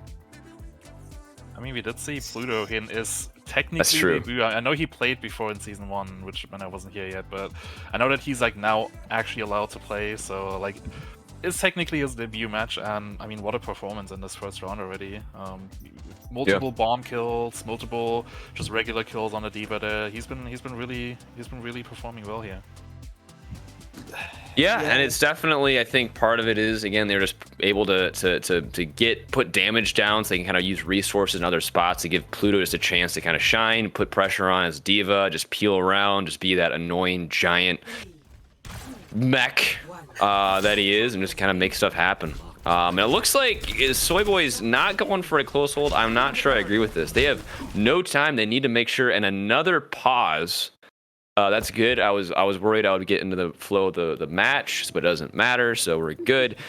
Again, I feel like that far, I guess, the normal hold, I guess. I don't really agree with it. I feel like you're gonna just completely run out of time, like, and just get rolled here. Like, you lose one fight and it's over. Absolutely. You kind of want to do that spawn hold because you have to hold the entire. You have to hold just first point, and you don't even get all the first point to hold. It's a little bit less than that. So you want to burn time, right? So that's why you go for the spawn hold, but not opting into it. You're opting into the double shield, which technically is better in the long run if you can cycle your ults properly. The Gravitic Flux as well as the Supercharger from Orisa, those are both fight winners by themselves, and you can alternate those with your DPS and support ults really, really well and effectively. But I think you can still run double shield. You just can't run it 50 meters away from the cart when you only have 75 meters, yeah? Like, you can still, it wouldn't be a close hold, but you can hold closer than that. Like, it's just weird. I feel like they're not quite realizing the situation that they're in. I guess while we're waiting here, a quick update from our B stream, where we have the other upper semi-final going right now. It's EU versus Canada. EU is up 1-0. They're a little bit ahead of us here because they don't have to worry about pauses, I guess. But yeah, these two matches here that we have running on both streams are actually pretty high-stakes matches, because whoever wins here goes into the upper finals, which pretty much guarantees them third place already. So yeah, but so far it's looking like Jokers, they've made their statement here in this first round, so it's gonna be interesting to see if maybe Savannah can do the miracle here and hold them for 4 minutes for, I don't even know how much distance that was, but it wasn't much. It was 75.01 meters. It was like literally about as close to 75 as you can get without being 75. It was quite the line drawn in the sand. I think that's pretty fair to say. And it's just a definitive statement, right? Because these are supposed to be our 4 best teams down here, right? Because you're in the upper semifinals. You're supposed to kind of be brawling with each other. And to put out a statement like that, to be like, hey, we're just going to hold you here and with a dive composition because we know we're better. We know our aggression is unmatched. And Zul on the Widow it could be the heaven sent thing, gets picked every single fight, or it could just be the first dive target. Yeah, only time will tell. Quickly finding the the optimal spot here, putting damage in on Roby here. Roby jumping in. Quick pick on McMeme. This is the beginning of the end.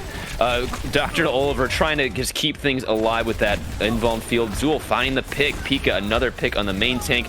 Doesn't matter, though. I think it might... Yeah, I think that might be game over here, but they're still trying to make the fight roll. Frank finding another pick on Spooky. Might be able to equalize this, but nope. Kron finding the pick on the main tank. Now it's just DPS versus... Okay, Zool finding another pick. It's so back and forth. But they're just, again, just pushing the card in. Quick pick on the, or quick damage put in on the monkey, forcing him to back away. Vincent finding Zool. This is looking pretty good for the Jokers here. Yeah, and we're entering final fight. There's nothing really online besides the infosites. Meanwhile, Robbie actually might go down here to the Wrecking Ball. Yeah, Spooky able to kind of find Frank here. Might be able to get that fight won with that. Pluto gets the invuln field. Kron finding Drams. Roby being the difference maker in the back line of Moira, all put in on the side of the Jokers. And they are not joking around. That is a quick map on the side of the Nordics here. I genuinely think we might have been paused longer than gameplay occurred. I think... I'm pretty sure we are, yeah. Yeah, I think that's probably not too far away. Yeah, Kron... I don't know how Kron stole it from Pluto, but...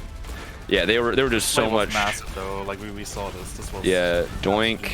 But they also... Wow, actually ignored the Orisa. That was really smart. Oh, he's 74 HP. No one's looking at him. Oh, no. Well, not like this. Challenge, very hard. Again, I just have to say, what a statement here from Jokers. And I know, I remember Megalith, earlier you asked, how does a D.Va get a remake kill on a Pharah? It's because they Jokers, they make their own rules. They don't live by societal conventions. You know, they just do what they want. So, and so far it's been working out. But you know, I do want to remind everyone, yesterday we had Savannah play, and they did also lose their first map pretty clearly, but then they made that comeback. So maybe they're just not a map one kind of team. Maybe they just need that warm-up map to really get into the flow. I mean, maybe, but that right there, that was not a loss. That was a mental shattering of Epic's proportions, and it's going to be very impressive if Savannah Soyboys can kind of bend back from that, because I feel as though they just got pushed to the brink and are like dangling over the cliff right now. Yeah, it'll be interesting to see how Soyboys are able to kind of come back from this. And it looks like next map is going to be Anubis. Good old Temple of Dranubis. I don't know. I don't know which one that's going to really favor here. Because, I mean, I know obviously the Jokers are pretty good at dive. I mean, they full held with dive here. So they could easily dive onto Anubis and stuff, you know, be aggressive with the monkey. But I also know double shield super strong in Anubis. So it could kind of counter what the Jokers have been running here. I mean, yeah, it's just all about kind of finding that answer, right? Whether it's countering the dive itself or just going for something like a pick-based composition. You know, Zool on the Widowmaker on that defense there was able to get picks. It's just a matter of the whole team kind of fell before the fight was truly over, and it didn't give Zool the full opportunity. So going forward, maybe go to that pick-based composition, run something like a double hit scan. You know, you could throw in the Ash with the Dynamites, a little bit of McCree for the stun, maybe even see a Roadhog just to hook the Winston out of the dives. There's a few different options you can go, but you got to adapt quick. Otherwise, you're looking down the barrel of a fight with a very scary-looking maize team in the lower bracket. Yeah. Yeah, very much agreed. We just need to see some swaps here from Savannah. Like you mentioned, we did see...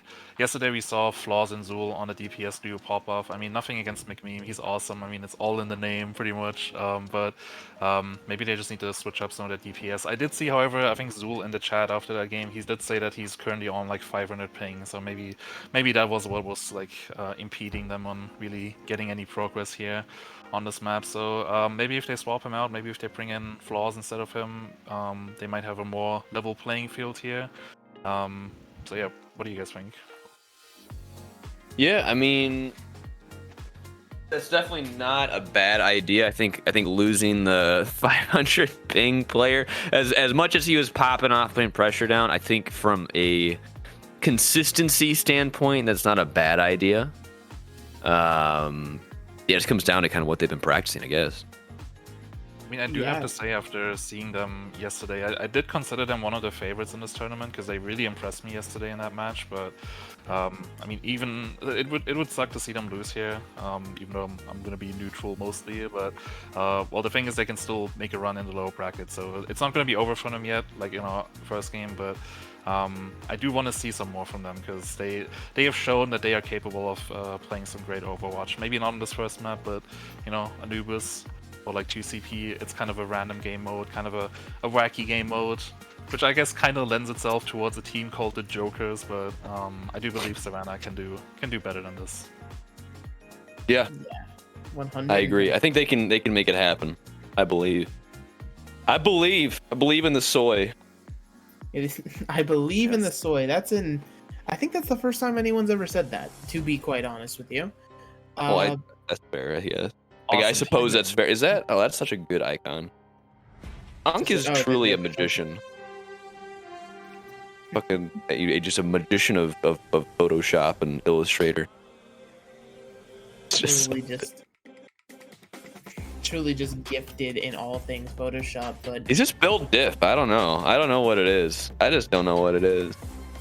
You know, some people, they have that artistic ability. It's just natural. True.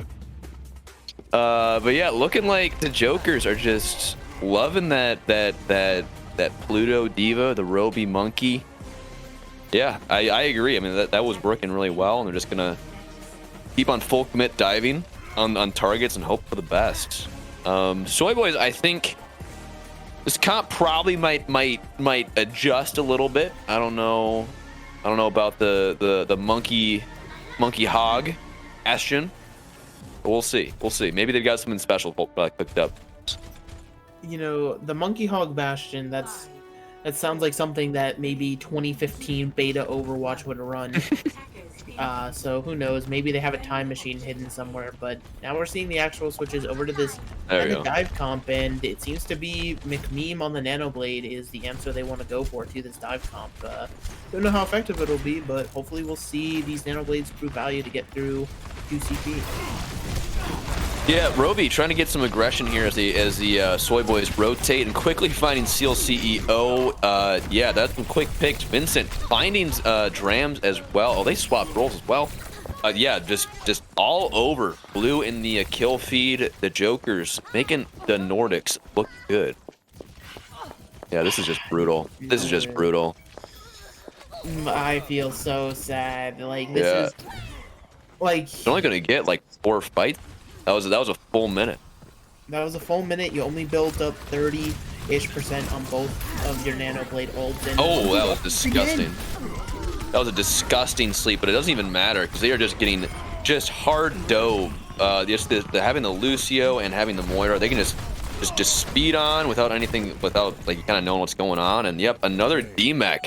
Pika, I think, has played more out of mech than in mech. Fortunately, yep, forced to swap off and just maybe, yep, probably gonna swap back. Yep, losing all of their ult charge. Again, they were out of mech so much, I don't think they had much to lose.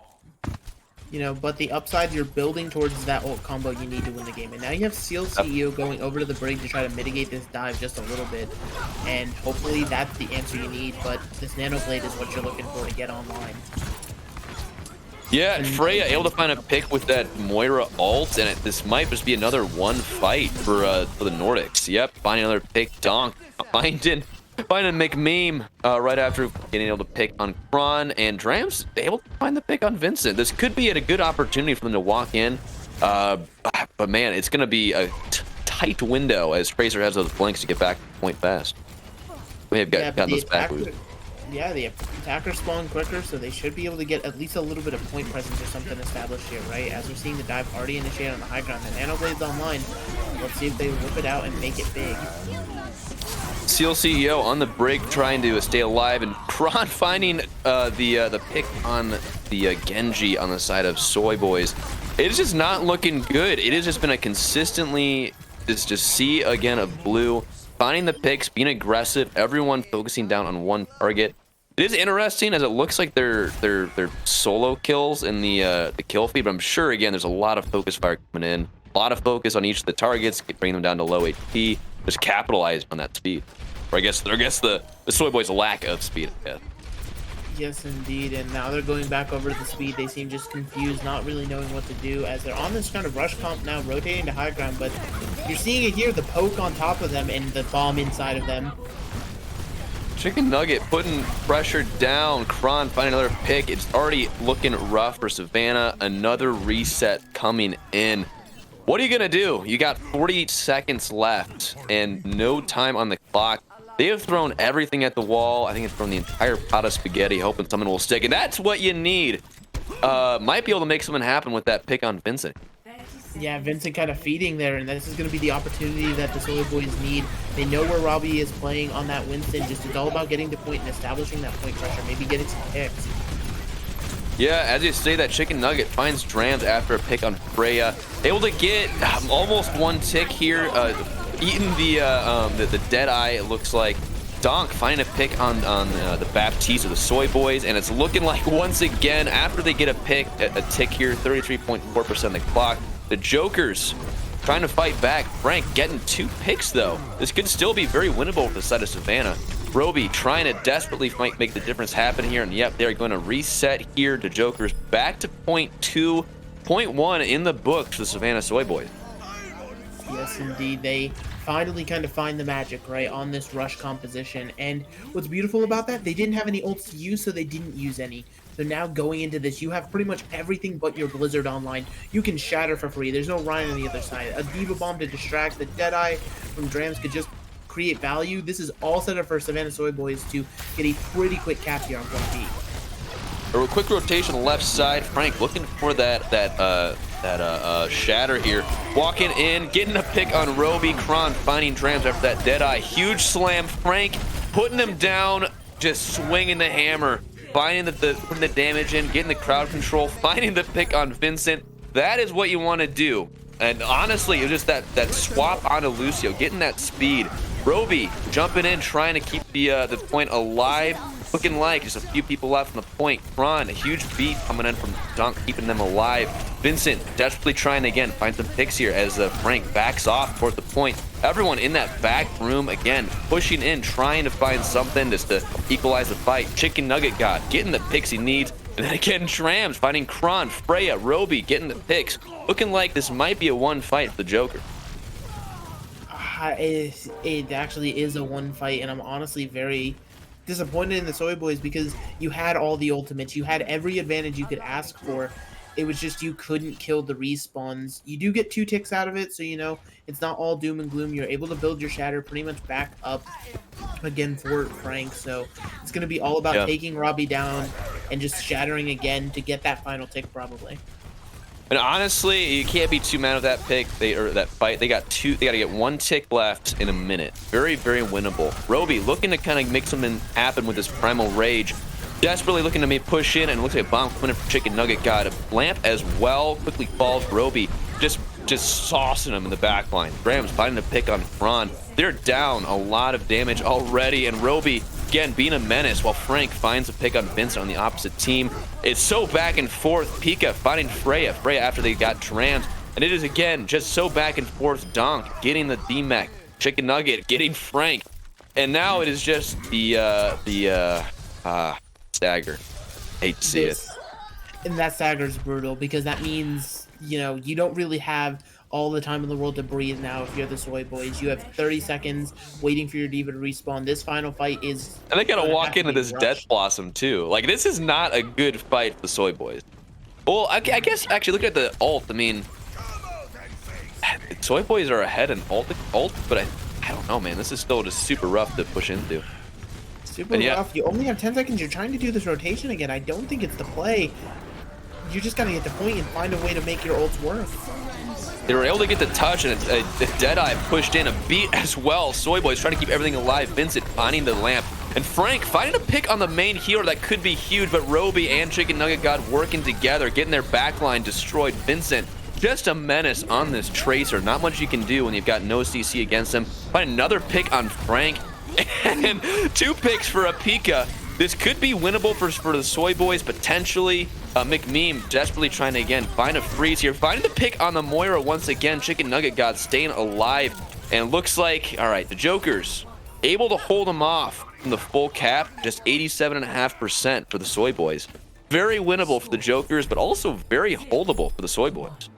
I mean, considering where Soyboys started with barely getting point A done in overtime, I mean, you'll take 87.5%. You will take that all the way to the bank and then some. And as you said, very holdable now. You just kind of have to set up a defense, right? You know they're going to want to run this dive. Junkrat can do really well against that dive simply because there's not a lot to stop it besides the D.Va defense matrix.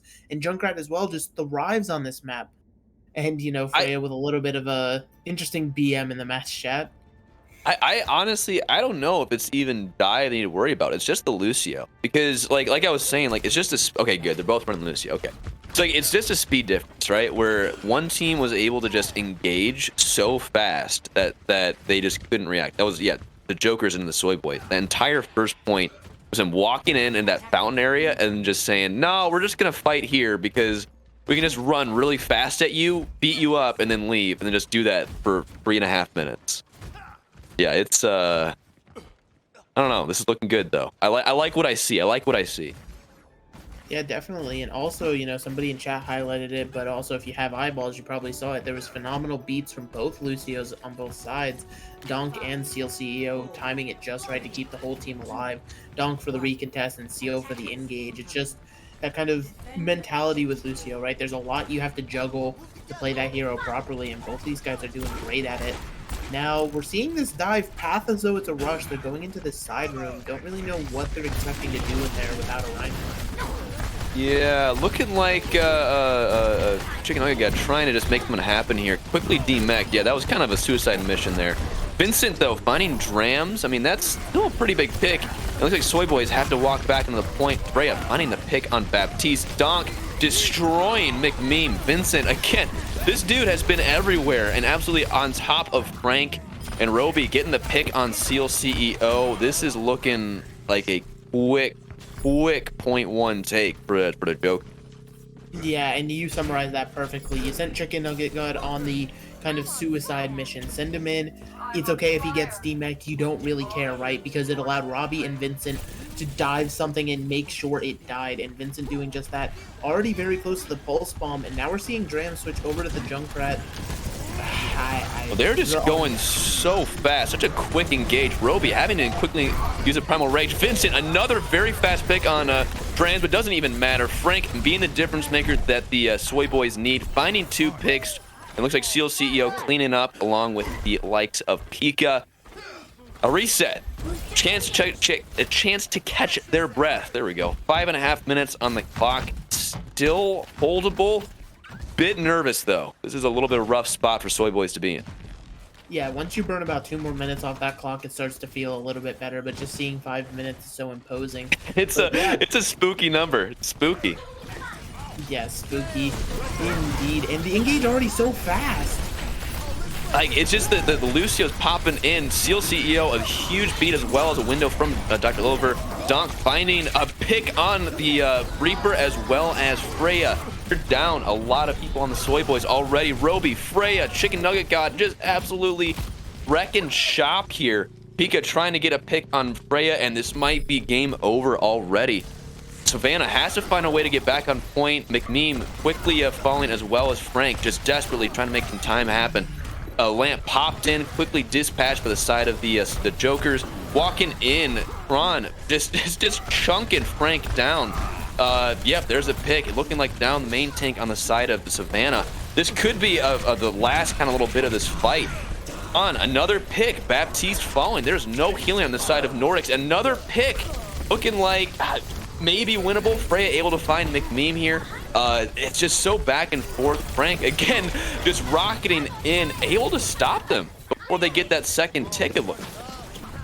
Yeah, and it feels like the Joker's hubris kind of caught them in that one. It almost feels like they kept screaming winnable to each other and feeding their bodies over to the point, but there was just a thing where there was just a time where it was lost. So now you're looking at both of these teams kind of staring at each other neck and neck. That 5 minutes already dwindled down to 340 before this next engage, and the Jokers don't have too much online now. They're going to be close to that Death Blossom, but Savannah Soyboys, they've got their Earth Shatter back up, this D.Va Bomb, and as well as the beat to just sustain the dive. they're looking good, but as I say that, Steel CEO pops in the sound barrier, as well as Kron quickly getting the Lucio. Vincent find a pick. Roby, Vincent, another pick on the Baptiste. This could be it here. The 3K on the side of Pika. That could be just what the doctor ordered. Kron still trying to make this fight happen, finding Drams on the Tracer. Kron being the difference maker, finding Seal CEO before finally falling the Pika. Vincent, another pick. Again, it's just so back and forth, but Soyboys able to stabilize here, able to find the picks they need. Roby, it looks like still wants them to happen. Lucio, maybe, nope. Okay, they're walking out. I was a little bit surprised they're engaging again, so that's probably a good call to back off. I mean, Pika saved that. It was pretty much all but done. The remech kills as well as the Diva Bomb. Sure, it may just be a comedical haha remech kill, but still just the value you get from being that baby Diva. Nobody takes you as a threat, and it lets you get those remech kills off. And now the Jokers, they're just going to throw themselves back in already. Kron trying to get that shield down. Frank already looking very weak. A quick engage there by Freya with that Moira ult, trying to get the lamp, and Roby finding the pick. Chicken Nugget God. There's no backline on the side of Savannah here. Falling. Kron finding Drams. No Tracer either. They need to stay on point here, and it is just not enough. The Jokers not joking around, getting the 2-0, and I'll be honest, that was a pretty dominant victory for the Nordic. Savannah, they were able to put a fight up, but man, they just got kind of rocked there. I mean, yeah, and what's most terrifying that was pretty fat though. Frank absolutely popped up when he needed to. Yeah, it's pretty fat, and it's because of the lack of the Reinhardt on the other side, right? You don't have to worry about anything, but it scares me to see the Nordics this good, because this is them this good one-tricking this dive composition. We haven't seen them on Rush. We haven't seen them on Double Shield, or potentially even a ball comp.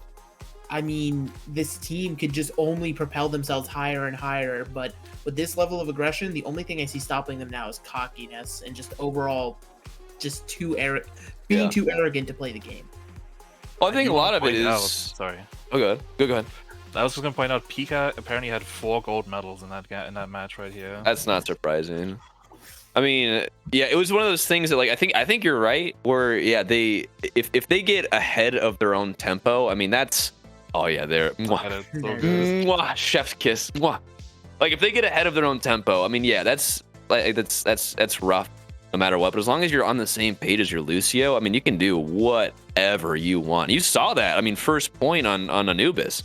Just did whatever they wanted for the first 3.5 minutes. It was just that Lucio. It was just the Lucio, honestly. If the Soyboys, I think, had swapped their heals a little bit sooner, I think it would have been a little bit closer of a match, honestly.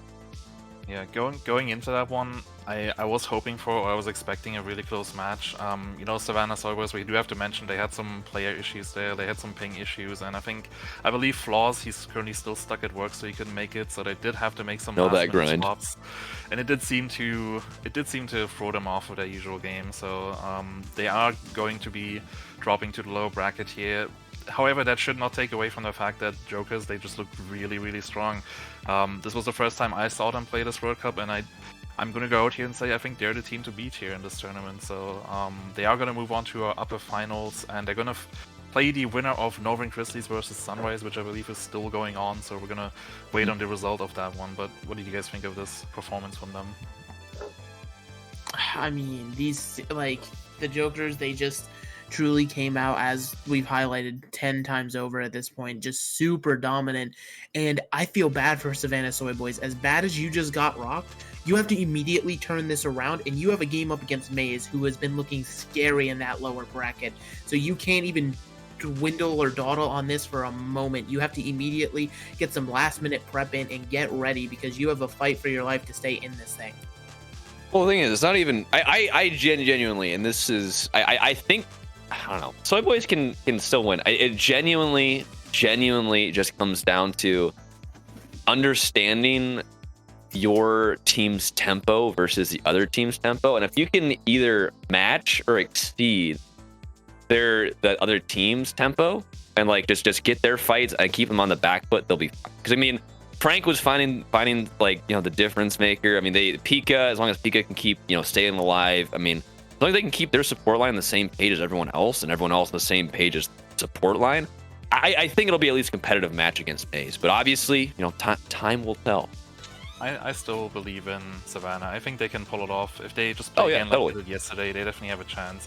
But it does look like we have 2 players here from Team Joker joining us. It's Pluto and Donk, who apparently just renamed himself to Joker on Discord. I think he has reached his final phase. How are you guys feeling after that game? I want to say I'm surprised that it's Joker, but I'm... We live in a society. Yeah. If we win the B League tournament, by the way, my Joker arc ends. Oh, So, is that good or bad? It's probably for the best. It's bad for everyone, right? But, I just go back to being, like, insane. Are you gonna reset society? Yeah. We will no longer live in a society. I well, you guys... ask... Okay, sorry, you go first. I was saying, you guys look good. Like, how are you guys feeling after that dub? We feel pretty bad, actually. Anubis was the first point we gave up in the tournament. Yeah. So we really wanted to go perfect. But, we actually feel pretty good. Yeah, let's take it as a win after all. Yeah, I feel bad for Florida because they lost Zool though. Zool's really good. No. Yeah. Northeast. I feel so fucking good to be playing BPL again. I haven't been able to do this in a bit, so it's really just fun to get back in the swing of things and get to play again. You played really well on Havana on the Diva for sure. Yeah. I was gonna ask, so you guys have rebranded today from Erlinga, whatever the name was, to the Jokers. I was just gonna ask you. I mean, you kind of already sort of answered it in the beginning, but what has led you to this rebrand? Why have you decided to become the Jokers? Honestly, the answer is that we are all going through our villain arcs right now. We are all the bad guys. Yeah. We are the bad guy team. If you want a team to root against, root for the Jokers. Because we hate you, and we hate everything you're associated with. Yeah. And our previous logo, it just didn't convey that. It was like, hey, we're your friends. We're not your friends. We will beat you to death in the back of a 7-Eleven. I feel uncomfortable. Yeah. I feel like I'm but a lonely hot dog, and those are some fighting words. Those are some fighting words. Yeah. I mean, if we were against the E-Daters, we would have won. Sorry, hot dog. Why you gotta put me on? But I'm already out of the tournament. You don't. I'm already dead. I'm already dead. Yeah. Kicking the man while he's already down, kind of toxic. But I kiss many girls, so I end up winning after all. You do have that over me. Yeah. I kiss so many girls, so many. And you make banging music, but what can I say? You can't beat the Joker at Overwatch. We live in a society. Someone in chat said the Joker is Omega based. I think we can all agree on that. So you are going to go up against... So you're on the upper finals now, which means you've already secured 3rd place. And you are going to go up against who either's going to win between Northern Grizzlies and Sunrise, who are still fighting it out right now on map 3 on our other stream. Which of these 2 teams would be your favorite opponent and why? I want to go against... Personally, I want to go against Sunrise. Because I know Brad hard coaches his teams. And if I could just get a bunch of people going... to beat his team, it would be pretty funny. Yeah, I don't know. I kind of want to play against Canada because I want to fucking... I don't know. I just want to play against Canada. I want to show the Canadians who's tall.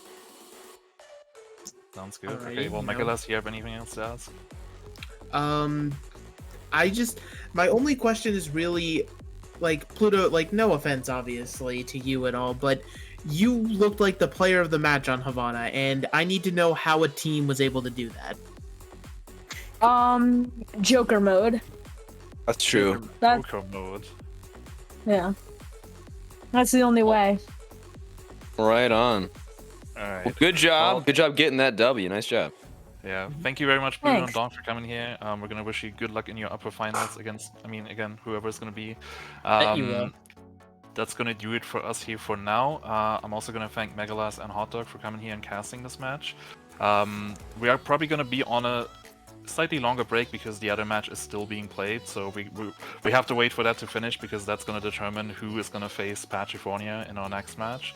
I believe it's still 1-1 there right now, so don't go anywhere. I think we might just throw it up here in the break on our screen so you can watch it here, but also you can also go on twitch.tv/BPL_2 if you want to watch it there. We are going to be back after that with our final match, which is going to be Pachifornia against whoever loses on the B stream. So be right back.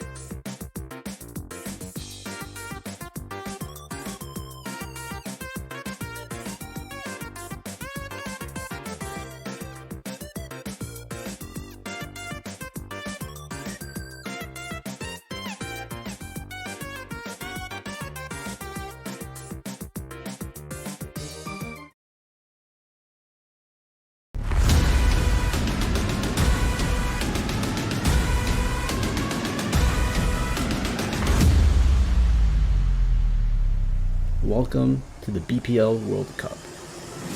Oh my god, it's a 5K from Toxinated with a pulse bomb! But Sage is on mustard, and all of a sudden this is anybody's fight. Drift Timbers are still in it. Massive pulse bomb from Sage! What is that? Sage clutching it up. Sonic holding on to the brush, gets 3! Sonic from behind with 3 with a huge barrage, taking a crazy off angle once again. There's a lot of ults, there's a lot of colors, but it doesn't matter because it's just going to be a massive high noon from Yancha. But Signet hits another massive shatter. Oh my lord. He's so good. He's just so good. A pretty big flux. The trance is there to keep the team alive. Oh, the bombs, the bombs. Oh my god! Wings, they got some wind in their sails as well. They got grab coming in, will land perfectly, and the windows fly through in terms of damage. That's a 4K in that Nitro. I'm absolutely insane. Pomku with the 6K.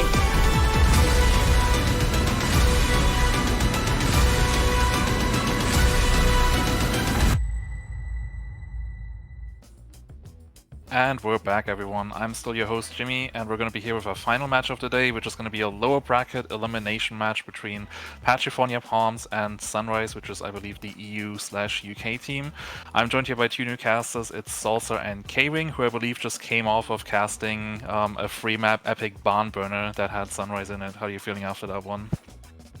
Yeah, absolutely. I have seen both of these teams today, and they are both pretty good teams. They do have opposite stories, I would say. Honestly, Sunrise has made their run through the upper bracket, only falling recently, like you said, in a barn burner. In a 2-1 barn burner that came down to just the wire against Northern Grizzlies onto the last round of Control. Whereas Pachifornia Palms fell early. I mean early. As early as you can fall, with going into the lower bracket round 1 and just making their run through. And they came in against the El Paso Edators, and the way that we framed it was they were a little bit of the underdogs. They pretty much just dominated the El Paso Edators. In no uncertain terms, they showed the El Paso Edators who was in charge. So two very different stories, and I'm interested to see how they collide.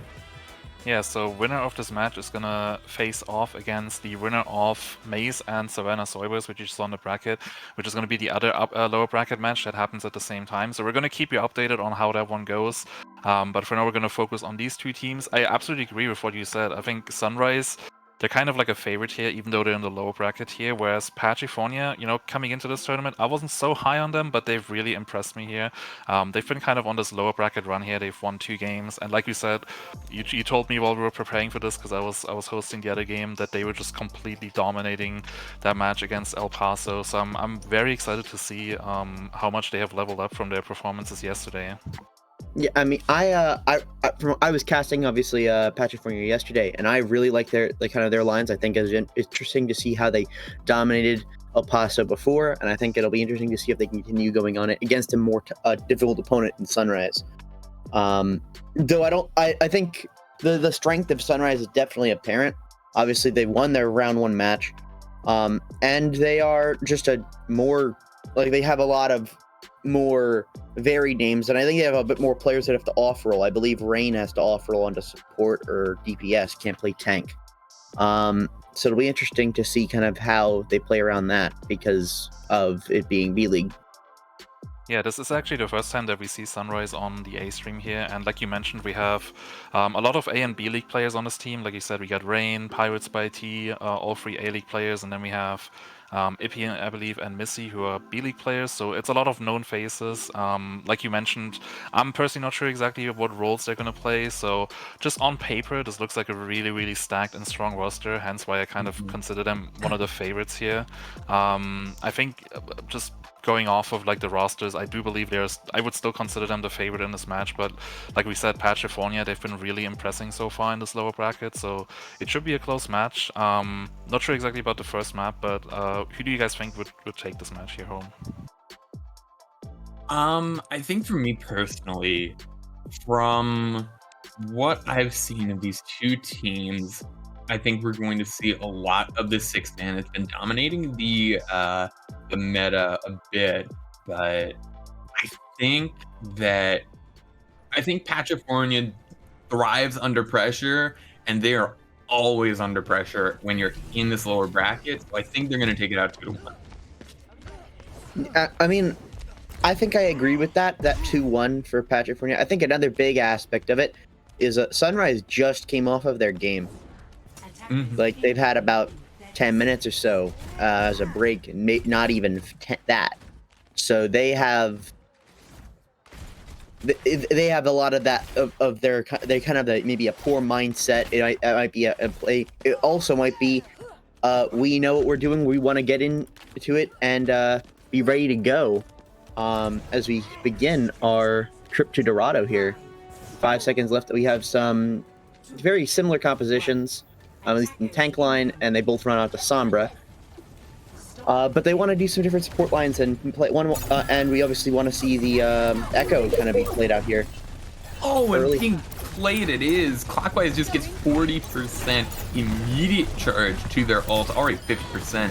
That's just incredible. Gets the pick on the rise for the S's and G's as well. Just flying high above. Will lose the Mercy pocket, but with how much ult charge they're getting, just doing really well. They will hopefully start to get some picks soon, but we'll have to retreat due to the fact that they don't have the pocket. Skybeam doesn't get the memo and will have to fall back with Pachifornia.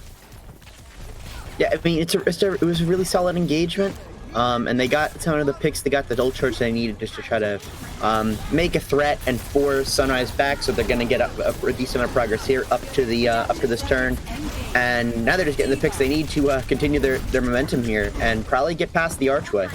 Yeah, that's just the picks they need. Clockwise using this ult. Here comes the copy Diva Bomb, just putting a lot of pressure in. Flappy goes down, and Eli, saw some really good stuff from Eli in the match of Pachifornia Palms, and not slacking off anymore. We have the EMP already charged for Eli. I mean, that's 50% difference in the EMP charge. It's just how much the kind of the tempo is in favor of Pachifornia right now. They're just grinding out their ultimates so much faster. We already see the EMP get used. It's enough at least to get the point. Yeah, definitely. A little bit of a C9, but at least it was a chaotic fight. I'll give him a pass. That obviously is not something you wanted to start off with. A very early point A take. Obviously, point B is until the last corner. It's very difficult to hold it properly just because there's so much high ground that the attackers have access to. But I think a lot of their ultimates are coming online. So I think Sunrise has a decent shot here to at least make a temporary hold on this point B early parts of it. Yeah, we'll have to see. Skybeam coming in early with the commit. The Nano onto the Winston, comes in. There's the beat, and there's the opposing Primal, but Missy gets hacked. So I don't want to see an overcommit to come in from Sunrise. And there's another ult. A lot of these coming in, and still the picks are coming in for Pachifornia Palms, using just 2 of 3 of the ults for a lot of ults coming out, but Pachifornia gets the better of it, and a lot of ults coming out from Sunrise that don't even go to the one fight. Absolutely. I mean, you still have your DPS ults. You still have that kind of the critical turn of having that EMP. The problem is Eli is almost at EMP as well, so you're basically getting lapped. EMP finally gets used, gets 3, takes out Squall with the EMP and the Death Blossom. So you do win this fight probably, because considering you're up 6-4. But it's still it's unfortunate that they had to commit so many resources to a lost fight and then use their last couple of resources on a fight that, like, they had to win, or they just were going to be locked out of the game completely. Yeah. Now I think the one good thing though I will say is that Pachifornia has been not really getting those ultimate grind well in this past fight and a half or so. The only ultimate they have is this EMP. If they cannot use it properly, then it's kind of a reset in that tempo where Sunrise actually can make a comeback here. Yeah, you do have some support ults coming online for both these teams very soon. There's the manual hack from Eli onto TCY, just not really does not want this D.Va to have that defense matrix. This EMP needs, if it comes out, needs to catch the Lucio. Otherwise, that beat's going to come out and ruin your day. But Flappy is just going to do it for free. No EMP required. And Brow Daddy finds a pick, but it's just not enough. Gets demeched as well. No, that was just a really solid dry fight from Sunrise, and now they turn around this at least ultimate advantage that Pachifornia might have had right on its head, and now it's basically an even fight. Except of course, Brow Daddy is not even in mech, so you have to wait for that to come online. Yeah, absolutely. Coming into this fight, lot of ults online. You really want those. That it gets Missy. The EMP finds Missy crucially, so that beat is not gonna come out. Or if it does, it'll come out after Rias gets picked off. There's the D.Va Mom coming in, zoning off the cart, but there will be right back on it. For Clockwise, Squall gets taken down, gets revived, but Eli will not be able to get revived anymore. Death Blossom comes in. That's such a good bomb from Brow Daddy. Just nowhere to hide, nowhere to run for Flappy. The EMP catches 4 for Rise. Will it be enough? It just may. Both divas getting demeched. Missy goes down, and now it is a brawl on this point. Clockwise, Brow Daddy coming in, trying to keep this alive, and Pachifornia look to be getting the better of it, with Eli just ripping through the members of Pachifornia Palms. Already at 70% to E. Rises at 16. This is such good Sombra play from Eli. Disgusting. Yeah, I mean, and like when we saw from Sunrise, they get the 4-man EMP. That should basically win the fight right there. But because Pachifornia was still kind of being an aggressor, and the only thing I get out of that is a D.Va demec. When Eli uses their EMP, that's basically it. Like they have everyone. It's a mass fallback. The cart gets a lot of progress, and it's a real impact. And it has just been a really big difference maker between these two teams, and has helped the cart move forward as much as it has. Now we see six ultimates on a team that has the momentum right now. It's brutal. This is like a loaded gun to your head. 6-0. There's more check marks on the side of Pachifornia Palms than there is on Twitter. But the EMP comes out. 4 people caught. It's just all gone. They only have to use the nano and the EMP, and they get everything. And although Waifu is coming in, wreaking havoc, PSPY as well, the tanks are actually doing this. The remake kill comes in from Waifu, from Brown Daddy, pardon me. I'm messing up my tanks, but PSPY is actually still alive from that somehow. But now, Clockwise gets the copy onto this Sombra. You get that duplicated EMP, but Rise actually gets the EMP onto the copied Sombra. That's so crazy. Flappy's Death Blossom takes care of everyone else, and it's cleanup closing time for Sunrise, and now hot seat for Pachifornia Palms. Yeah, absolutely. I mean, you have 2 ultimates, the bomb, and you might also get your nano boost. So actually, maybe 3 versus beat and bomb and the better position. With 10 seconds left, this is going to be very difficult. You have to engage right now to be able to touch this cart and make a difference. Skybeam going down so early, though. That's so brutal. No, you have to get this res out. It forces out this Valkyrie. They do get the res, and get the kill with the bomb. Both bombs are getting picked. Brown Daddy gets 2 with the 2 ults of D.Va, of course, and now you have hope. You have hope if you're Pachifornia Plus to potentially finish off this map. Squall has the nano to use probably on Skybeam to charge up the ult. You can disrupt with the Primal Rage. Is anyone even going to be able to touch 0.82 meters to go? Skybeam has the nano charging up the Primal Rage. Going to be able to swing his arms from side to side, take down anyone. So bold is to try and come in and contest the cart. Waifu will be the next to try. Here comes the Primal Rage, and you're gonna have a hard time trying to contest, and Pachifornia finishes in overtime, but they are a little bit of the pressure off now because you cannot immediately lose in this next round.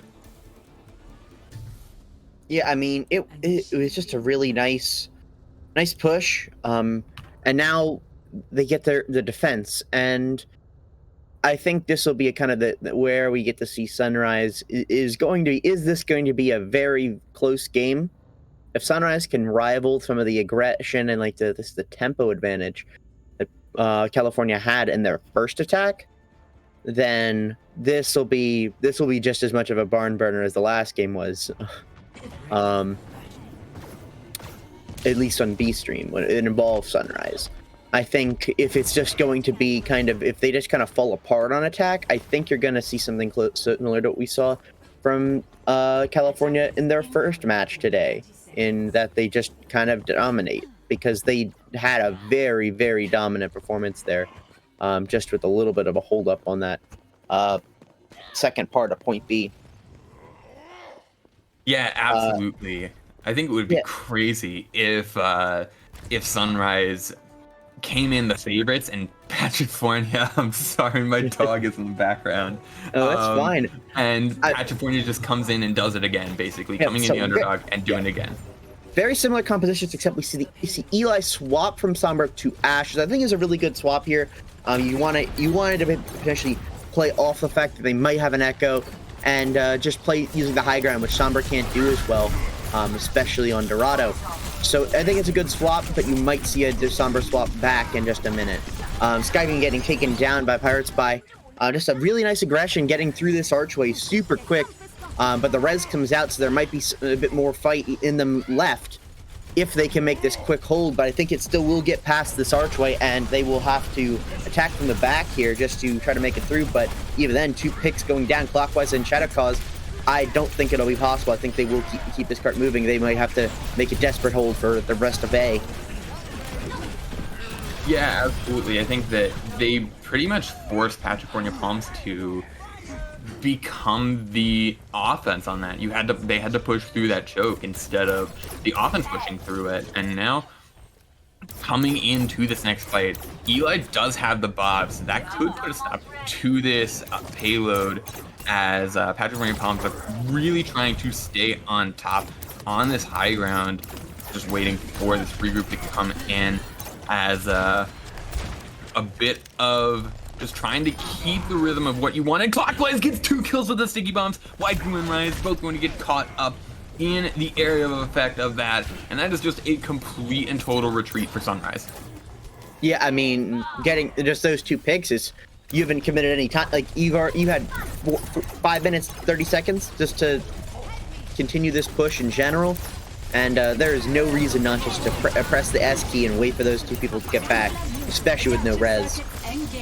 Oh, the EMP finds 4, finds 3 from Sunrise, but still, there's a lot happening. 3 picks for Sunrise. They might just start the push back up again.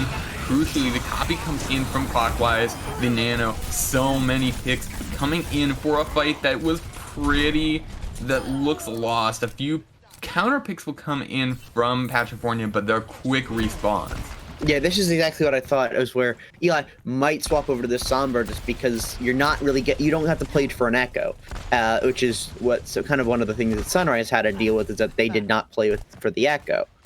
Of course, at this point, it's a little hard because you've just given up so much space and time for the offense. They're going nearly the last corner, and they basically haven't been stopped at all. Here comes the bomb from PSPY. Really good find, Skybeam.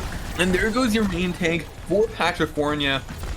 And that is going to be really hard now. Just the aggression that's going to come in from Sunrise. And both these bombs seem to be just completely drawn to the Winstons, as they cannot avoid them. The Monkey's just getting caught always. And now she's on the other foot, as their picks coming in from Sunrise. But with Pachifornia Palms having the spawns being so close, it's so crucial. Crucially, Missy uses the beat as well. Yeah, absolutely. I mean, I think Missy got killed in the middle of beat. I don't think actually the beat came out. I'm not 100% sure, but that might have been an Ajax beat. And either way, yeah, you're absolutely right when you say that the respawn advantage is so key for Pachifornia. They can come back whenever they need to, really, to try to just stall in this card. It's why point B is so difficult to hold or so difficult to take for the offense here.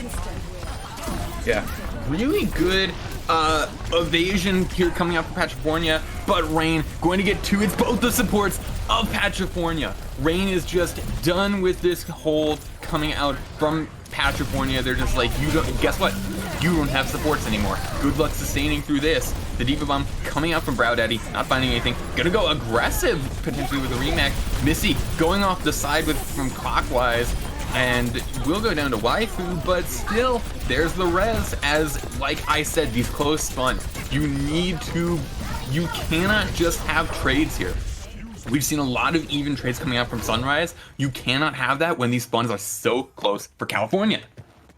Absolutely. I mean, you just need to get, especially when you invest so many ultimates, you invest your EMP and you just immediately get counter EMP'd and you didn't plan around that. Like, it's not a really great amount of ult tracking, and that, especially with EMP on the table, you have to be able to know when the enemy EMP is going to come out. You have to be ready to play around it. So it's just really difficult now.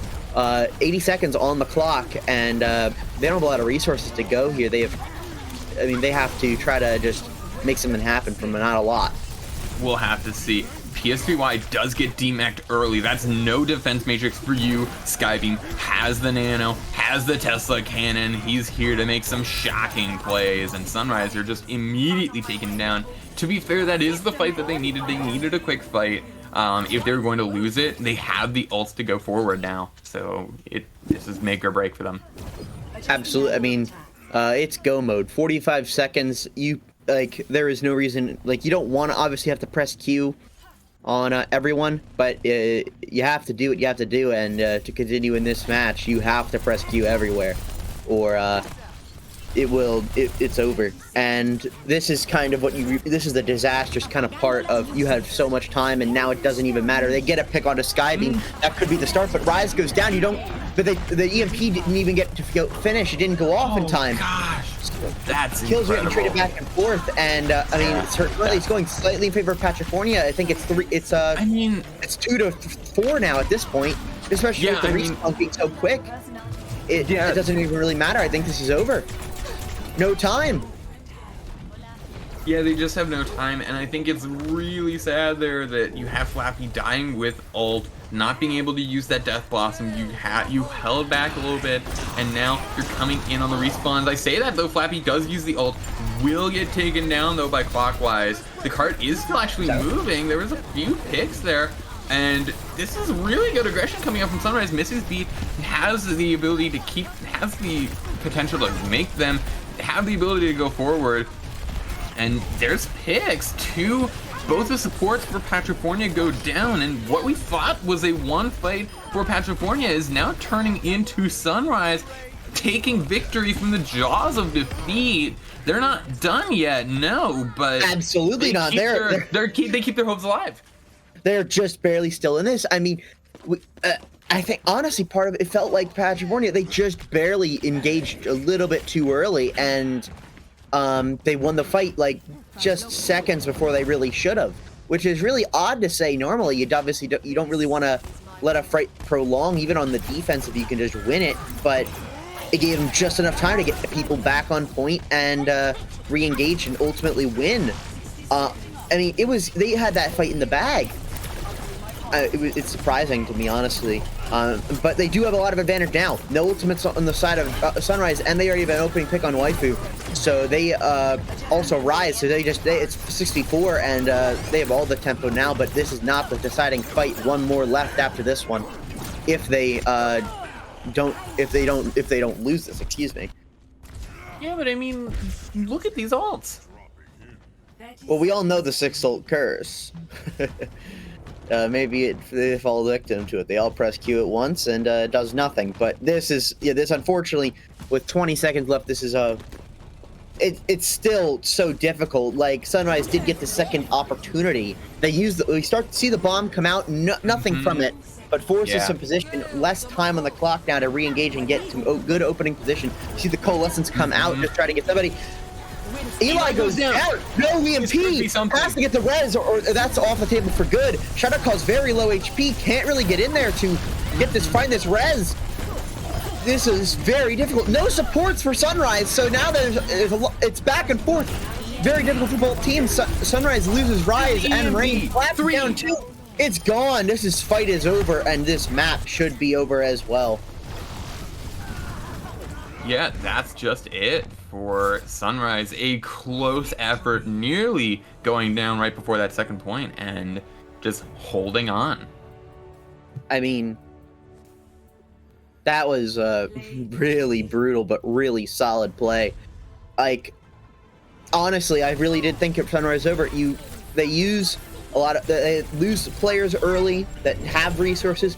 They lose Rise while using EMP. They don't get the EMP off. Just kind of really unfortunate.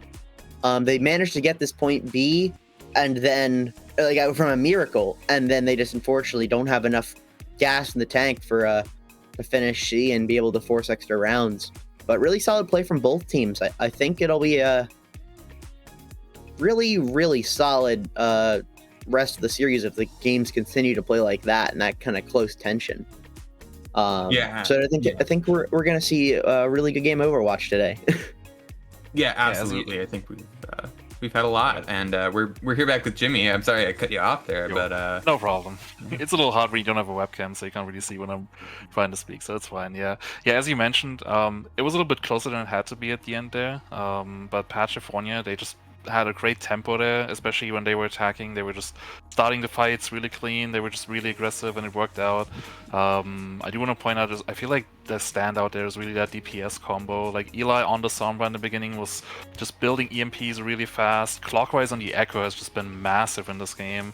Also want to point out, I feel like this has been the day of the D.Va remake kill, because we did have remake kills in all our 3 games today. So really good change there from Blizzard, I have to say. yeah, I think it's entertaining. I think it is. It's it's very difficult to. It is a little harder to stagger the D.Va. You don't just have people standing around. Of course, you can stun D.Va out of the remake, but you're playing a more dangerous game there. But I do want to interesting change. I do want to give a little update, because we are actually pretty much synced up with our other game here. They were also on Dorado, and maize actually took it in overtime there, so it's a 1-0 there against Savannah. Who do you guys think would take? Like, I think you have seen both of these teams as well today. I think you, actually, I don't think you have seen maize. We casted them earlier. They looked really strong. Who do you think would meet the winner of this match? Who do you think has it? I mean, I'm biased. I'm from Illinois myself. Sorry to run over you there, but I do think maize is a strong contender. Sorry for running over there. So no, I mean, no. I think it's gonna be close. I think it'll be kind of close, like this game will be. But I do think, especially with the first map already being taken, I do think maize has a bit of an advantage there. But I think it really depends. I have to double check some of the. Let me just double check some of the what map. I want to see what map they're playing and also what map we're playing. They're gonna play Hanamura. They did play at Dorado as well, so maybe we get Hanamura as well. We do. Oh my god, we're actually. It's a mirror game. Yo, can we check for some collusion? I don't know if this is legitimate here. Might have some calls have been made. I want to say maize, they've been really strong. Savannah, they had some unfortunate, they had an unfortunate game earlier because some people were missing, so maybe they can pull it back. But we are here for Sunrise versus Pachifornia. Pachifornia up 1-0. We are going into Hanamura, so guys, take it away. Yeah, I mean, Hanamura is kind of one of those maps. I mean, it's just really assault maps in general, to be honest with you. So I think I like some of the opening plans that Pachifornia have right now. They want to play with this. They want to play this kind of classic rush with the teleport just to get the point quickly. I like that a lot. I think Sunrise, they want to run also this traditional rush, But they want to play with this Torbjorn, which I don't think is necessarily the worst pick on this map. I think it's definitely an interesting selection. I think McCree obviously has a little bit more to offer some other heroes, but I think it'll be interesting to see how they play with that, especially because they substituted Rise for T. So we see this rollout here, having the teleport try to get to point at least to the high ground so they can rotate 2 point. They start to do that. The whole team's there. It looks like just before the teleport goes down, they start rotating through, and now they have a gateway straight to the point as the rest of Sunrise has to rotate back on to be able to hold this. Yeah, absolutely. They're coming after that rotation. Coming in now, we have Skyboom just trying to hold out and really just coming in. Flappy gets taken down first. Eli gets that another pick, and Pachifornia are making a good showing. T coming in on this Torbjorn, has the Molten Core already, throws it in. PSPY gets the pick, but it might not be enough for Sunrise. Already getting the first point in what has to be just like record time. Absolutely. I mean, it's just kind of the classic Hanamura snowball. Just get to the point, rush it, and then keep going. And now it's going to be about 6 minutes nearly to try to get point B, but notoriously point B difficult to take.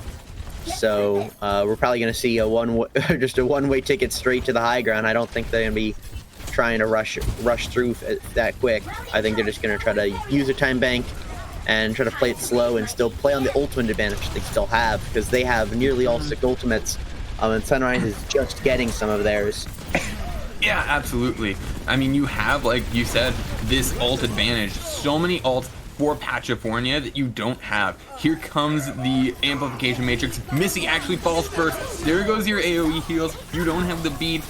All the ults coming out. They basically have all 6 ults now, and they're just able to snowball this, I think. There goes the Rhine. There goes the Bap.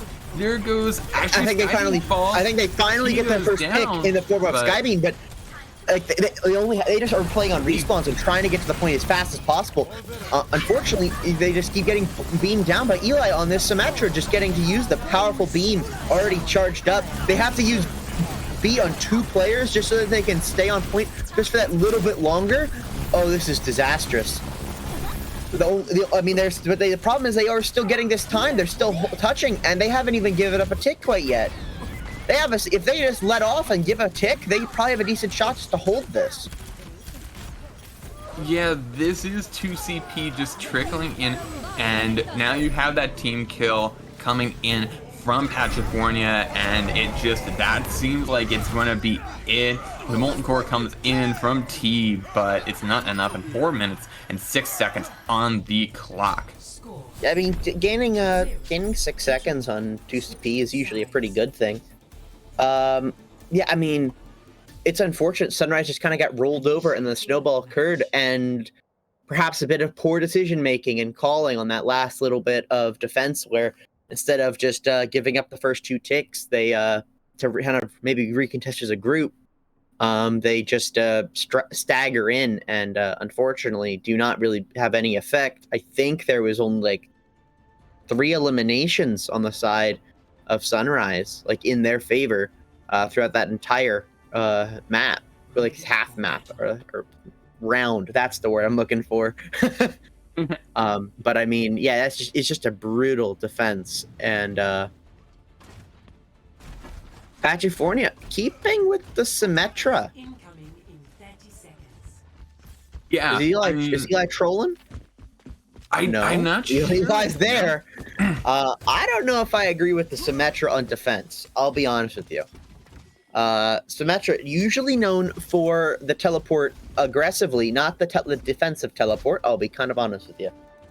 Especially because they probably expect the Symmetra to be mirrored on the other side. Since usually if it's a rush mirror, you're going to see that Symmetra be played on the opposite side. Yeah, I do know during Sunrise's sorry, got a little tickle on my throat. During Sunrise's map, T on the Symmetra was a force to be reckoned with, and Orange Bunny goes down. Bunny goes down, and the fight hasn't even begun in earnest yet. Waifu finds another pick. It's just all Sunrise in the kill feed. They're just going in. Waifu has no time to... They heard me say that first point had to be a record, and they just said, well, let's break the record then, and it looks like they might. I mean, just... they're going to have more than 6 minutes on this clock. Like, that's how much time they'll have left. I mean, since the time frame got shifted, since like probably a year ago at this point, I don't think that's ever happened. Like we've at least seen it in BPL with a 6-minute time bank, and they just get to run it straight down mid. They go to the high ground because they want to just be able to hold this, and they have all the advantage. I mean, the only thing they don't have is ultimates, just because they won the fight so fast. They don't have them. That's true, but crucially, it means that they don't have the ult advantage that Pachifornia had when they came in on this first attempt. Still coming in, Flappy falls, Ippy falls, T falls, and Skybeam taking the mantle of ultra-aggressive Reinhardt from Waifu. Seems like they're passing it back and forth like it's hot potato. Absolutely, but now it's going to be basic, other than Clockwise, who's kind of falling behind Flappy. You're probably just going to have like the 6 ult versus 6 ult fight. I mean, either you're nearly at ultimates or you already have them for both teams. So this is going to be a very interesting way to see how they engage. They looks like they're just trying to go down mid. They're trying to get to this high ground once again. And they now have the window, which is kind of critical. And Bunny doesn't have it quite yet. If they can get this early pick, it'd be really good for them. But I don't think they can because they just dropped a point really quick. It's just Ultapalooza on the point right now. There is no way you can tell how many ults are coming on here. Waifu going to go down. That could be crucial because you have those close spawns. All these trades that are coming in where Pachifornia are getting the picks and Sunrise are also getting a pick at the same time, it goes in the way of Pachifornia, and eventually these respawns are just going to overwhelm the remnants of Sunrise. Absolutely. I mean, you're now going to have worse time inherently, and that's already impressive because, you know, they had like that's just how big the time bank was. They've only been playing for 2 minutes, and normally it's like, oh, there's 30 seconds left, you're gonna finish with worst time, whatever. This is just, there's 4 minutes on the clock for both teams. Yeah, but now we gotta so many ults. Oh, absolutely. I mean, they don't have any. And the Shatter just gets them all. Gets 4. Everyone's on the floor, and Skybeam's gonna cleave through them like a hot knife through butter. PSVI is just going to reset. Yeah, Pirate Spy is just gonna say, see you later. Credit for that. I think even Skybeam says how. Okay. I think Pirate Spy got hit with a fire strike while still in the air using boosters to suicide. So I think because it's like you didn't touch the ground, so the kill credit is still on that fire strike, maybe getting a boop. But that is very odd. I think it was the hammer swing, because the hammer swing moves you a little bit. And so a lot of ultra is going to Skybeam there. That's actually really amazing because now Skybeam has, oh, that's a brutal wall coming out. There, Skybeam has the ult again, has Shatter before Waifu even has 1. It's 2 Shatters before 1 comes out. The Blizzard gets eaten! Flappy! The Blizzard goes away because Brow Daddy is here, but still, it's not enough as Sunrise is just gonna walk onto point, have the aggression coming in there, and it looks like they have to rush just to maybe a shot to touch, but I don't think they will, and they do not. And they are set to 2 minutes. 3 minutes 34 remaining for Pachifornia Palms because of the changes to time bank. So it is going to be Sunrise's attack once again. 2 minutes on the clock, and this is kind of the 2 CP match I think some of you want to see. Maybe not. It's not a ton of stall, and just but also not just complete just a brick wall when it comes to the second point once you lose it off after the snowball. So just to yeah. chime in real quick, because I've been keeping an eye on the other game as well, because it is on Hanamura. Savannah, they had like a 5-minute time bank to take point B, but with some unfortunate circumstances of 2ZP being a game mode that exists in Overwatch, they were not able to take point B. So did they maize, get any do have progress? No, not at all. It's just. Oh yeah. Oh, so it's classic. Maize, TCP got it. maize, they do have the match point right now. So just to give you a little heads up on what's been going on in the other game. Yeah. 2CP Resident Sleeper. Yeah, this is the ideal 2CP game. It's a nice, intense thing. A lot of time bank left, but it's not like too egregious. It's a lot of back and forth. Something you want to see. You don't want to see just a team run against a brick wall for 5 minutes and cry. Not even getting any progress to show for it. We see the same composition running out for Sunrise. And we now see Pachifornia, they're going with the Eli Junkrat. I am ready for this Junkrat if it's effective. Gets Ippy. What? Oh no. It gets Ippy. It gets another pick. Oh, you just say if it's effective. If it's effective. Eli says if. Yeah, I'm like, you don't expect the Junkrat to be effective. You don't, especially against the teleport. You just teleport onto point and say see you later, and that'll be it. And no, the Junkrat just gets a ton and all the value you need right there. Yeah, I think actually on the teleport to point strategy, usually that Junkrat with the AoE burst damage that he can bring out, really good against that teleport to point strategy, because you can just, if you drop a mine on that teleporter, everyone teleports through, you immediately get a bajillion ult charge, and look at that, there's the trap coming in onto the D.Va, but Skybeam gets frozen and gets immediately lit up like a Christmas tree. PSPY gets DMAC'd a little bit too aggressive. Gets away from the Eli with the Bunny Blaster. PSPY's goals are beyond your mortal comprehension of Overwatch. He's gone beyond. No, everyone understanding. Clockwise goes down, so does Shadow Cause, and Sunrise are taking the point. I do agree that Pirate Spy is just the best player, beyond comprehension in terms of skill and quality at the video game. Yeah, we do get to see the with just barely time remaining, you do get to see this final cap on a point A, and they teleport straight over to try to make this point B push. They need to because they don't have any time left. The tire comes in, tries to find somebody. It fails to. It is taken out right before it can actually go off. And a lot of picks coming up for Sunrise here. They actually might be able to get this point B take. They only lost Ippy, and that's it. That's actually really crucial, though. That's crucial. Losing your Baptiste when these responses are coming in, they do get the tick, so we probably won't be seeing a draw unless they get this pick, and a lot of weird things happen. The Shatter does get PSPY, but they have the bomb. It actually gets Shadow Cuss, but these staggers are coming in, and it looks like they will not be getting a second tick. No, says Pachifornia, they will hold the line. This second tick is not touching. Happening. Yeah, not touching. So about 60% or so. And that'll be where it lies. Pachifornia match point right now. With 3 minutes 34, can they cap A and make it to 64.7% to B? If they can do that, they have a ticket to I think it's loser semis, actually.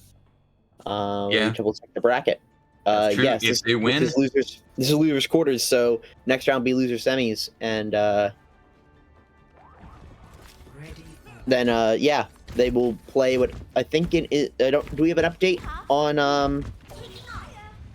I'm watching it right now. It does is currently look looking like Savannah. Yeah, Savannah might be able to full hold here, but again, depends on how this last attack goes for them. Right. Mm-hmm. I just want to see if we had the team, if maize brought it out quickly, or if it's what it's gonna be. Doesn't look like it actually, but I'll keep my eye on it during this round, and if I can get it to us, I'll get us an update. So coming into this interesting sort of compositions, it seems the mirror, it's pretty standard rush. Yeah, I mean, it's exactly what we saw like on Sunrise's attack actually, when Pachifornia was defending with this with the Symmetra mirror here. But they just play a bit more aggressive. They try to hold off against this teleport even coming out in the first place. To try to beat the thing that try to stave back this aggression, and already 30 seconds off the clock roughly. And no progress towards this point. That's it's really solid delay. I mean, on point. Ippy goes down. Ippy goes down there. That's crucial. Using Ippy is incredibly crucial because you only have that Lucio heals. But T. What did I say? T dominant on the sim during Sunrise's first game. Dominant on the sim today. Actually, here's the thing that's different here. It's a less so right now. Thank you for the score update. The big difference is you have this teleport. It's not as bad as it normally would be for Sunrise if they get this a person dies on defense, because you just teleport them back, and that's kind of what you want to use the teleport for. You're not going to make like an aggressive push with the defense. Shatters. Look at that! That shatter from Waifu comes in, just cleaves them on too, but still it's not over. There comes Bunny, uses the immortality, uses the amplification matrix. Good job from Sunrise to just wait it out. Here comes the re-engage. They have all 6 ults and they are ready to use them. They don't have all 6 ults, they have 5 ults, but they're ready to use them nonetheless. There comes the wall, but it will not be enough to save Shadow Cost. And Pachifornia still pushing in though. Really good aggression. Eli finds themselves in danger of the bomb, and a lot of ults committed to a fight that Pachifornia did not win. Look at all those ults in single digits right now. Gone. That is all of them gone. Yeah, I mean, the only ultimate you're probably gonna get is your window, and I mean they're swapping hard. This is a large amount of swap because they just cannot afford to do this again. Waifu's already at nearly another shatter. This is disastrous. Yeah, you can't let this happen. Flappy finds clockwise as well, and now Bunny goes down. That's just you. They're not, I don't even know if they're even going to get a push in. Did Ippy get a not Ippy? Did someone get a tick on first point, or they did get a tick on first? Yes. Eli taking down Flappy. So that is at least something, a little bit of progress coming in as they're waiting here for some of these respawns. Chatagaw's getting taken down though, really brutal. I mean, just not enough of your team there. Ippy going down, so at least they're getting a couple picks that might be enough to change to make the difference to actually at least take the rest of A and maybe have a shot at B. But 20 seconds left, it's not looking like it. I think we'll be going to a third map. Yeah, unless Pachifornia can pull out some crazy stuff, it looks like we'll be going to that third map as going into this fight. It's just going to be it's going to be staggering. I think it's going to be Skybeam having to come in, and T finds Bunny. T's just been on fire this entire day. Not just this match, but the match before this as well. There goes Ippy though. Immediately equalized, but the ults are coming in for Sunrise. They have them first, so Pachifornia needs to hold on until they can get those ults. But Brown Eddie gets DMAC before they can get the bomb. They cannot use the bomb to remake, and now it is just trivially easy for Sunrise to come in and hold. And what looked like a potential Pachifornia 2-0 is now evened up 1-1. I mean, yeah, this is the ideal game. Just nice back and forth, a nice full hold, and now we get to be balanced with our other match. So it's beautiful. It was a really nice clapback from Sunrise. Just, I mean, they didn't get as good of an attack, but they still definitely got a really good first point, and they can turn that into another really good first point and ultimately a map win. And now we go to map 3, which I believe is Control. I think it's Control today. So we'll get to see potentially some really nice back and forth Control play, which is always a good thing to see. I think earlier today, I think the match is just played actually. Sunrise just played Nepal. So it'll be interesting to see where Pachifornia want to take them. If they want to take them back, I don't think they'll probably want to dodge Nepal, because Sunrise just played it. Don't want to really give them the that kind of softball. But I mean, if our game is truly rigged, we could see where the other match is going to, because it'll probably be the same place. It looks like Maize versus Soy, correct me if I'm wrong, Jimmy, is going to Ilios. So if we're going to Ilios, I will be... Honestly, I it will might laugh be so much. Ilios, because I've watched Pachifornia play. They won Ilios against Burns and the Beast, so this might be the map they choose. So this would be kind of interesting and coincidental. But yeah, as you mentioned, Maize versus Savannah, they actually managed to full hold Maize in a miracle defense. So that match also going to a map 3. We're going all the way, baby, on these lower bracket games here. I love it. Yeah, I mean, it's just these long matches, like the nice long, really in-depth matches, are just always like the best thing. And especially when you get into the chaos of B League, it's just so much fun to see. So it will be really nice, just kind of a mess of a game, to see how this last one turns out.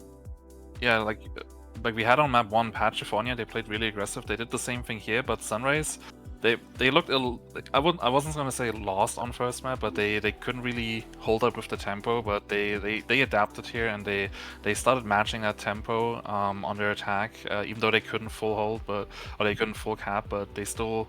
Actually, I did, unless it was overtime. Yeah, but they just look a lot better here. So it was a closer match, and they actually managed to full hold them on overtime here. So yeah, I think it's anyone's game here. I do still kind of favor Pachifornia a little bit, just on how they played recently. But Sunrise, they do look like a really good team that can maybe pull off a reverse sweep here. Absolutely. I mean, I think you're absolutely right with the kind of the idea of how they play on control, how Pachifornia we've seen play versus how I think Sunrise plays. Though I think K-Wing might be a bit better at describing at least how Sunrise plays on control, because you got to see earlier today how they played on Nepal. Yeah, and interestingly enough, I believe we're actually going to go to Nepal again. So it looks like Pachifornia trying to pull out this sort of just trying to see if they can do exactly what Canada did and beat them on Nepal. It was close, mind you. I mean, 1-1 near the end, and very, very close for both these teams. So on Nepal, there's a lot of this sort of 6-man comp. It did sometimes default back to rush, and that's sort of how those compositions went. But just in general, the sim was played a lot, and not just in terms of a rollout strat. I mean, for Sunrise at least, T playing the sim really helped them stay in and keep it as close as it was. Absolutely. I mean, it's a very interesting strategy of how they did it, but they absolutely made it work. And that gives them this opportunity to potentially close the series, potentially on a map they already have experience on earlier today, which Pachifornia doesn't have. And that can be the big difference maker if Pachifornia want to counterpick to Nepal here. I think, yeah, map 3 is confirmed to be Nepal, so we will be going there. It's a good Echo map, I want to say, and we've seen Pachifornia play a lot of Echo on map 1. Like, Clockwise was just pounding. I don't even know how many final kills he had or final blows, but he did have a lot, especially on their attack. So this might be something they're banking on here. Maybe they're gonna play this Echo Sombra again. It looked really good on the radar here, so maybe this is what they want to do here. Like you said, Sunrise, they played Nepal earlier, won on it, so it should be a close one. Yeah, I really appreciate just looking at the map side screen, looking at how both of these teams have a little smiley face sun. It's adorable. You know, they're vibing. It's the battle of the smiley suns here. as we're going into Nepal now. Yeah, so you see Pachifornia, they want to run out. They have this the pharmacy combo kind of ready to go here. Sunrise is just playing this rush. They want to get on this point, stay on it for good.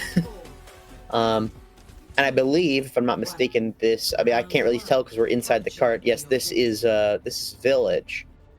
So I think this rush is probably the best on this map, particularly. Just kind of get in there and go.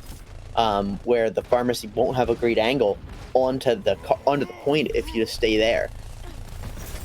Absolutely. Rolling out, we do see Sunrise playing with not that on the point.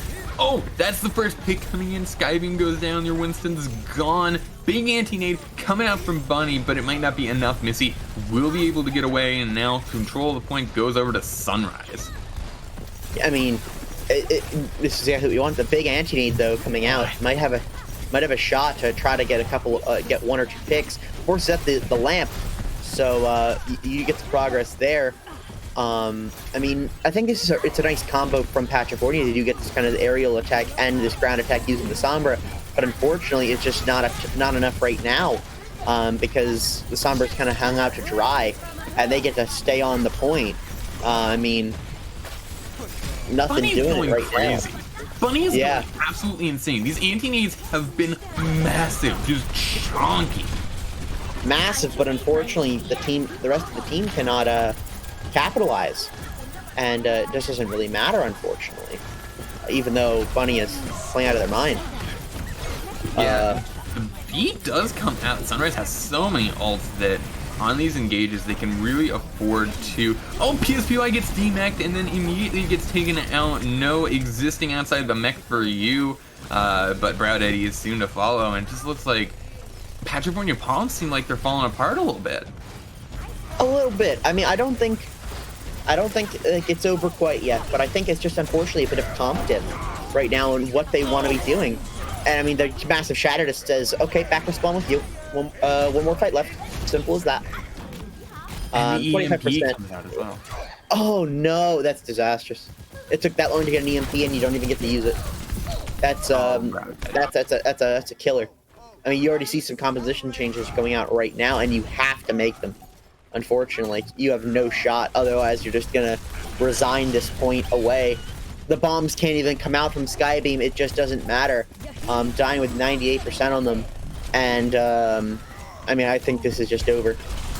Yeah, that was a really early engage from Skybeam, and if you waited just a little bit longer, you could have potentially had something there. Bunny goes down on the Moira, and they're onto this Moira Mercy comp, which I don't know about exactly. Skybeam does find the pick onto Waifu, but he does give his Waifu for it, as that is going to be the first round for the Pachifornia Palms. Disastrous. Rise has had your number on the Symmetra, and they have been humiliating you like you humiliated the El Paso E-Daters earlier this evening. Absolutely. I mean, yeah, I mean, tournament life on the line for the Palms here. We are going to to Shrine.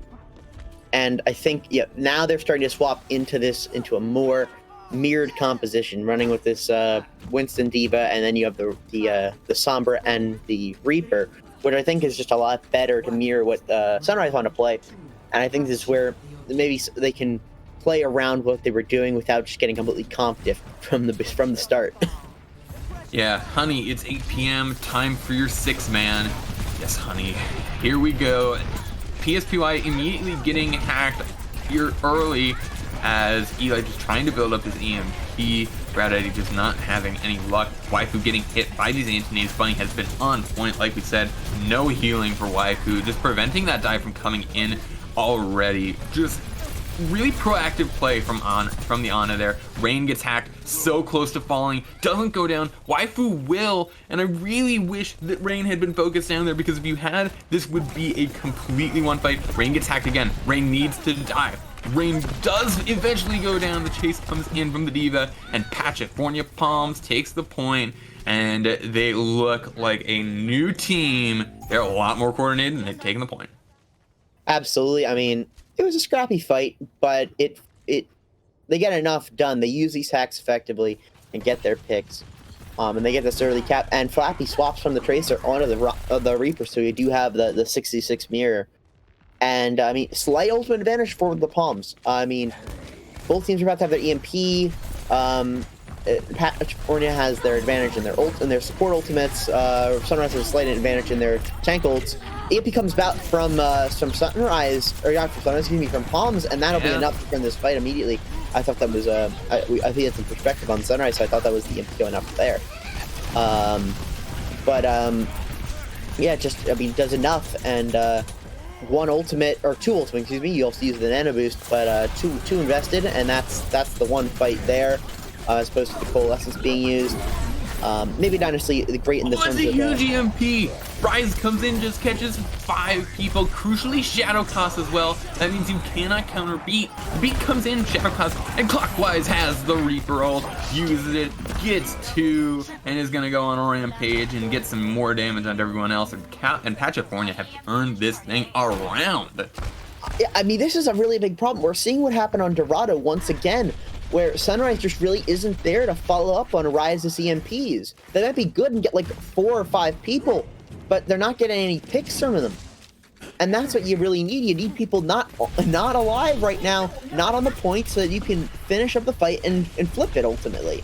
And they're not getting that, and now they're at about 70% down, and they have to make a turnaround quickly. Yeah, the Beat coming in, going to start some aggressive play, hopefully. It does find Shadow Cost. Here comes the bomb from Pachifornia. Pass finds nothing in the Reaper Death Blossom. Will find 2, but it's a lot of ults to use in this fight, and you have to be perfect now if you're Sunrise. Absolutely. I mean, this is just brutal. You do not have any room for error here. If you're Sunrise, if you give up the point at all, you lose. So, and the EMP's coming. That's the biggest problem. EMP comes, gets 4, and there's no beat to counter. But there's one pick. They do get 1, so they do have this starting turn. And now they need to counteract with something quickly, or they're lost. The point gets flipped. That's it. That just seems like the Death Blossom gonna seal it off for Pachifornia Palms. The capture is actually coming in, though. The Primal Rage coming out from the Winston, but it might just not be enough. Here comes the double remake? The double remake? Wait. Wait. No touch! Oh! PSPY doesn't touch. Pirates might have to touch. No. Poor Sunrise with your Reaper sleeping right by the point. That's such. Oh my gosh, Bunny!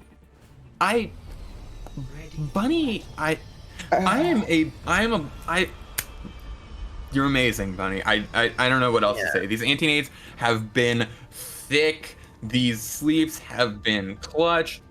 Just stopping the stall from that Reaper was absolutely critical. You just saw the Reaper sleeping on the ground.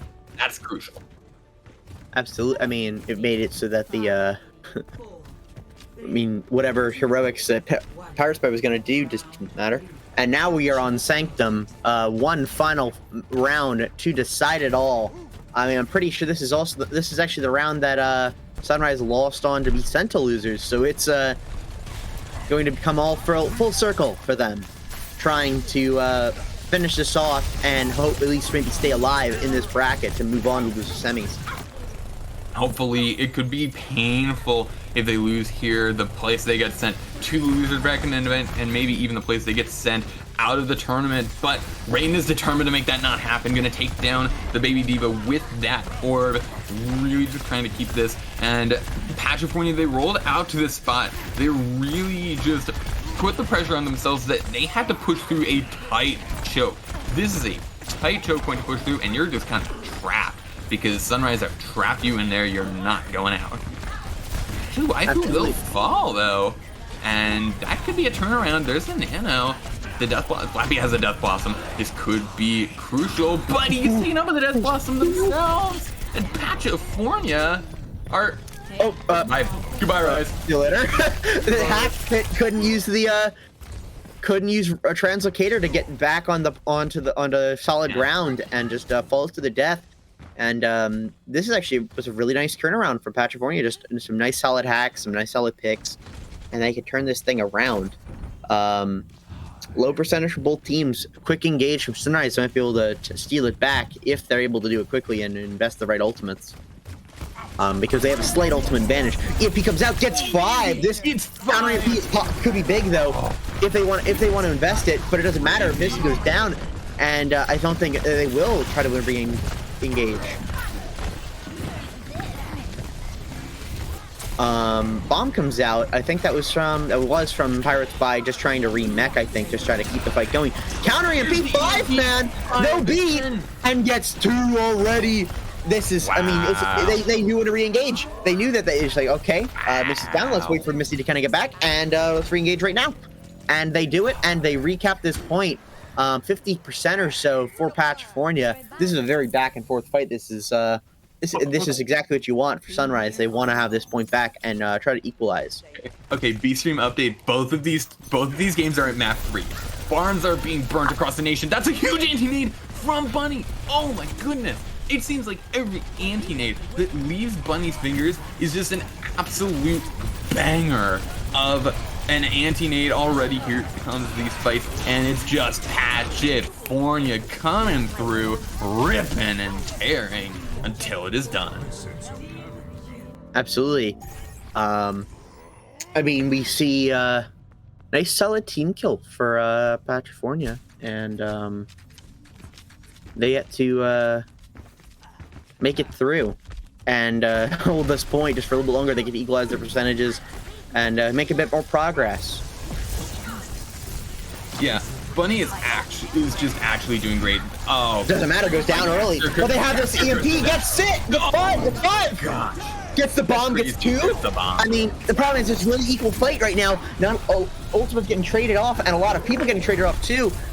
I think it's a 2v2 at this point, on the point now. And Skybeam's just trying to hold off the onslaught of Stiva and this Reaper. And Skybeam will eventually go down. This is going to probably be a recap for Sunrise. But it does get purchased by a mech. Forces the bomb to be used. So a nice, at least, force of resources. You do not have that bomb for aggression. You don't have that bomb for to be remeched later. I honestly don't know if I agree with using the bomb there. I don't think the re-engagers coming up immediately. I think running off the cliff might have been worthwhile.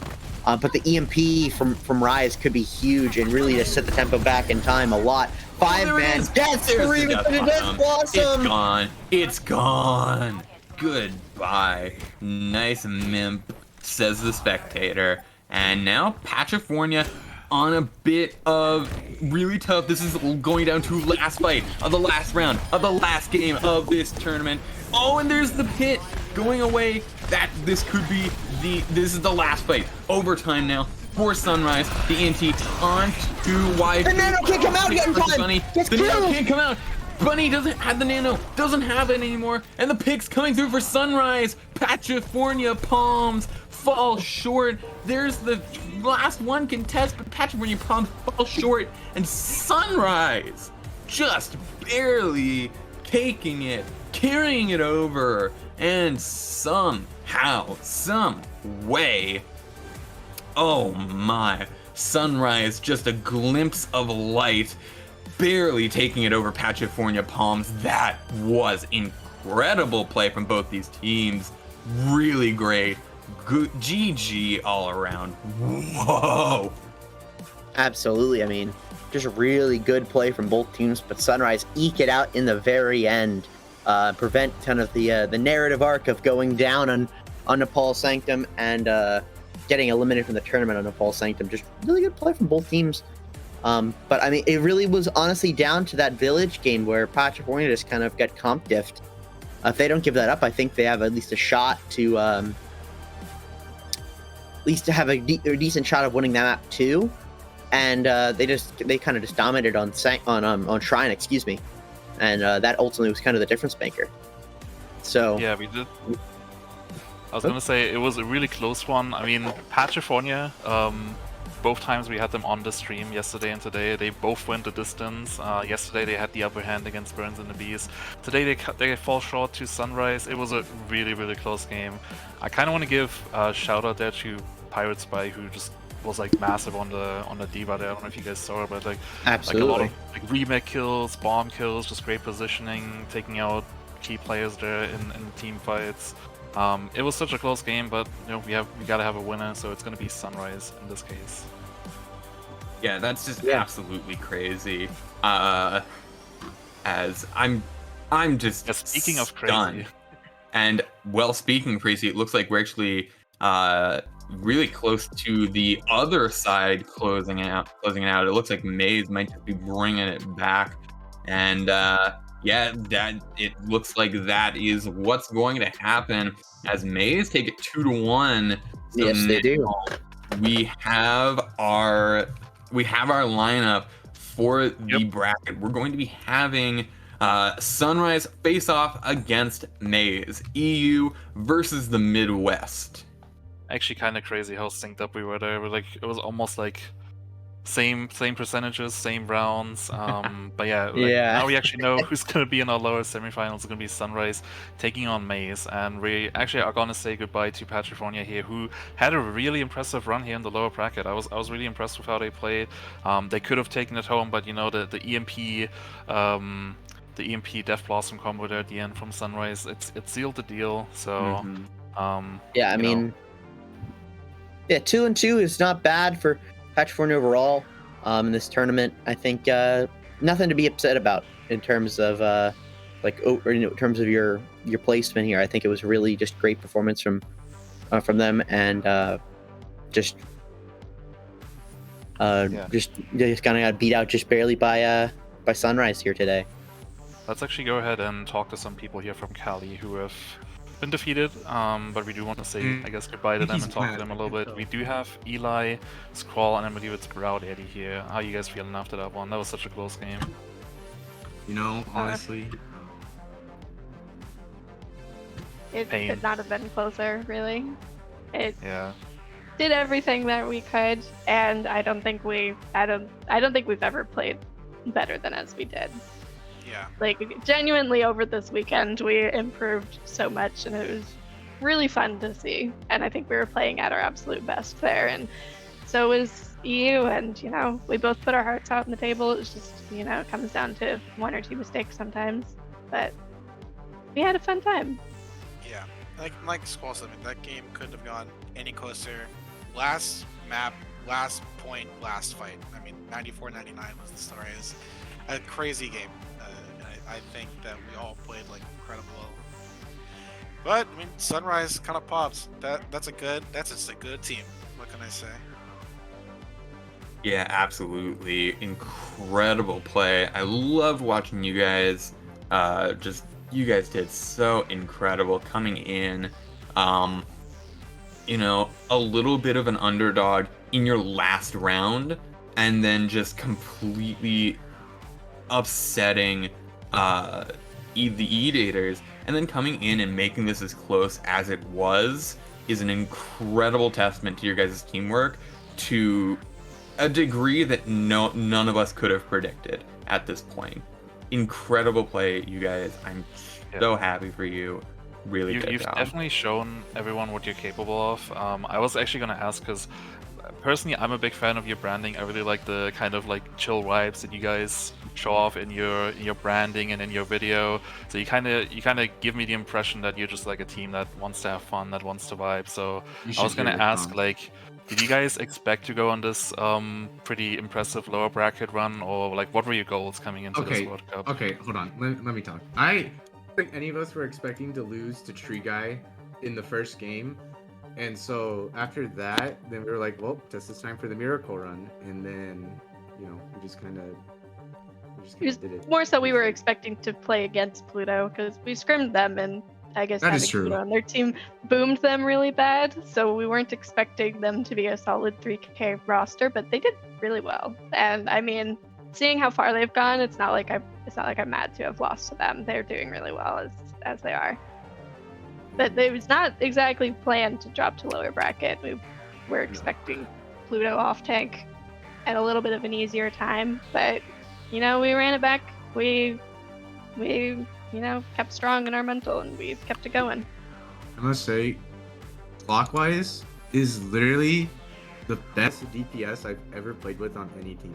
Like, oh my god, he does so much. Like, it's amazing. I could have a really mediocre day, and this man will just get a triple kill with an echo right click out of nowhere. Yeah, I gotta say, watching you and Clockwise on a DPS duo there was definitely very impressive, especially on the Rado, and even here on Nepal. Even though you lost in the end, you still showed what you're capable of. Salsa, do you have any questions to them? No, nothing that's been asked already. K-Wing, what about you? I just want to say congratulations. You guys did so well. I think you talked about, one specific person in your team popping off, but you guys just popped off so much. It would take so long to list just the incredible moments of your play. We talked about it a bit on stream of just Bunny throughout that last map of Nepal, just getting so many clutch anti-nades.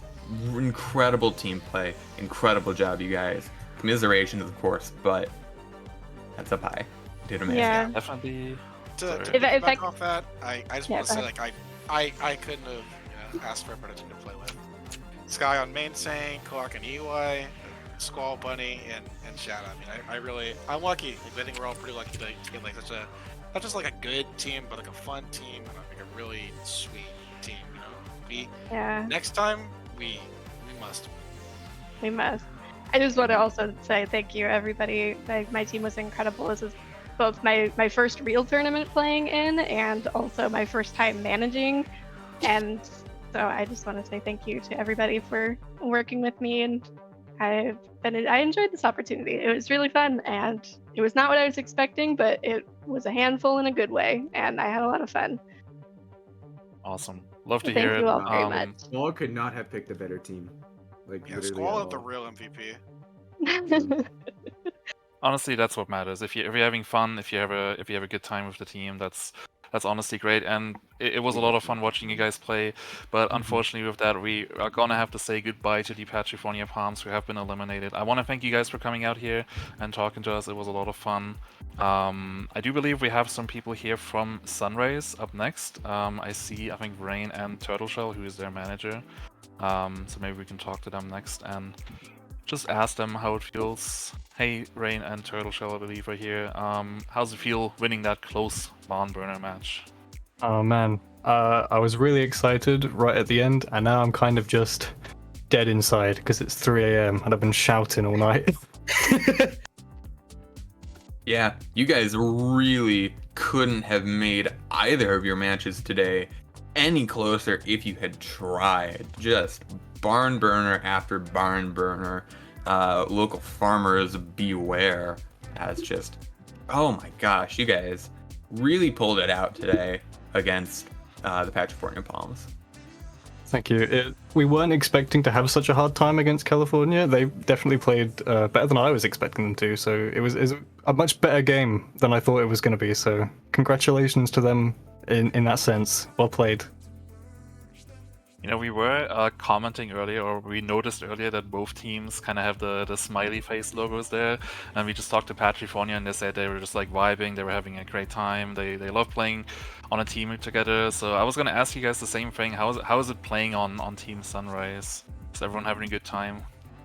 During matches, there's a bit of stress because we're trying hard to actually win, but during just team hangouts and scrims and stuff, it's just bants left and right because I think there's 8 players on the team and 6 of us are British, so there's a lot of banter that goes on in those Discord calls. Let me tell you that right now. A lot of bants. A little bit of bants.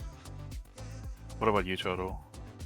I'd say we have a decent amount of fun.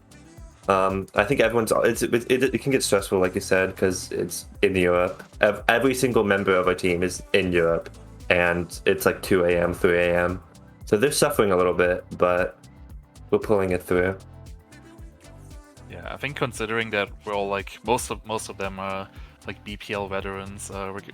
I can say as a European myself, we're getting kind of used to just playing really late at night, at least for me personally. Well, you guys are gonna go up against maize in our next round of the lower bracket, who just pretty much mirrored this match that we had. They went all the way against Savannah and won really close at the end on Ilios with 2-1. What are your expectations going into that match, and do you maybe have like any words for them, any fighting words? Speaking of the bans from earlier. Yeah, I'm expecting it to be a very close one again. I'm expecting the entire rest of the bracket to be very close for Old Sunrise, so I'm looking forward to that 5 AM grand finals. That is going to be mint. But my only words for maize are, Azu, what you doing? You're trying to step up to me on flex support? I'm way better than you. You don't stand a chance. You're going down, mate. Damn. Okay. Fighting words from the EU region. It's just incredible. So that's the last game of this today. So really incredible sort of stream. I'm really happy. So thank you, of course, to all the people, people who did production, all the people not on camera today. Too many people to name: Solomon, Vic, Mark, Pluto, just so many people who helped make this day of BPL possible. Thank you so much. I think there are fireworks going on outside my building. I guess before we kind of throw it up, I do want to say thanks to Rain and Turtle Shell for coming here. I wish you guys good luck in your lower bracket match tomorrow against maize. That's going to be awesome. That's going to be our first match tomorrow. Same starting time as you can see here on the schedule. Well, I do want to just mirror what K-Wing said, because this is my first time actually hosting something like this, so it's been interesting for me. But I gotta say, like, all the staff here, they're working so hard to make sure that I have to do as little as possible, or as, how do you say, as not as much as possible. I can't talk anymore. It's really late here too. It's almost 4 AM. So I want to thank everyone behind the scenes for working on this. I want to thank you, K-Wing and Salsa, for casting this last match. Again, thanks to Rain and Turtle Shell for being here and talking to us. That's gonna do it here for the A stream. We're pretty much synced, so B stream is also done for the day. So there's not much else to say unless you guys have anything else to add. No, nothing from me. Just have a good night, and tomorrow tournament ends. Great schedule tomorrow. It'll be fun. A big final day. I believe we're only gonna have one stream tomorrow because I think it's like 4 games left. So yeah, it's all gonna be here on twitch.tv/badpatchMeroDic, so don't miss it. Same starting time, 6 PM.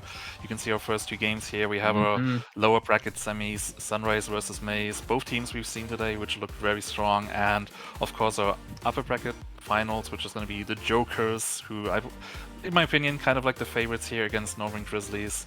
It's going to be very, very interesting. It's going to be some great matches here, some great Overwatch. And yeah, I don't have anything else to add, so I think we're gonna say goodbye here. Thanks everyone for tuning in. Hope you guys are back here tomorrow for our finals, and that's gonna be it from me here from Jimmy. Welcome, not welcome. Thanks everyone for tuning in to BPL World Cup Day 2. We're gonna see you tomorrow. Peace. Good night.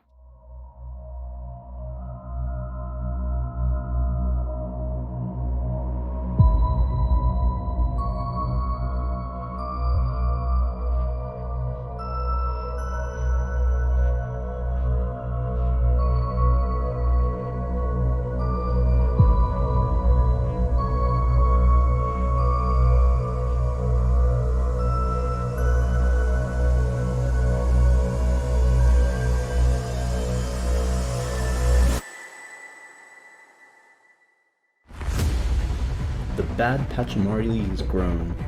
It has become home to many from all walks of life, from all around the world. And now, to celebrate where we came from, to celebrate who we are, we have created a new tournament to see what the world has to offer. 12 teams from around the world, trialed and refined to their very best, will now face off against one another in a double elimination bracket. 2 strikes and you're out. It's a worldwide competition. And in a worldwide competition, the only thing you want to strike is gold.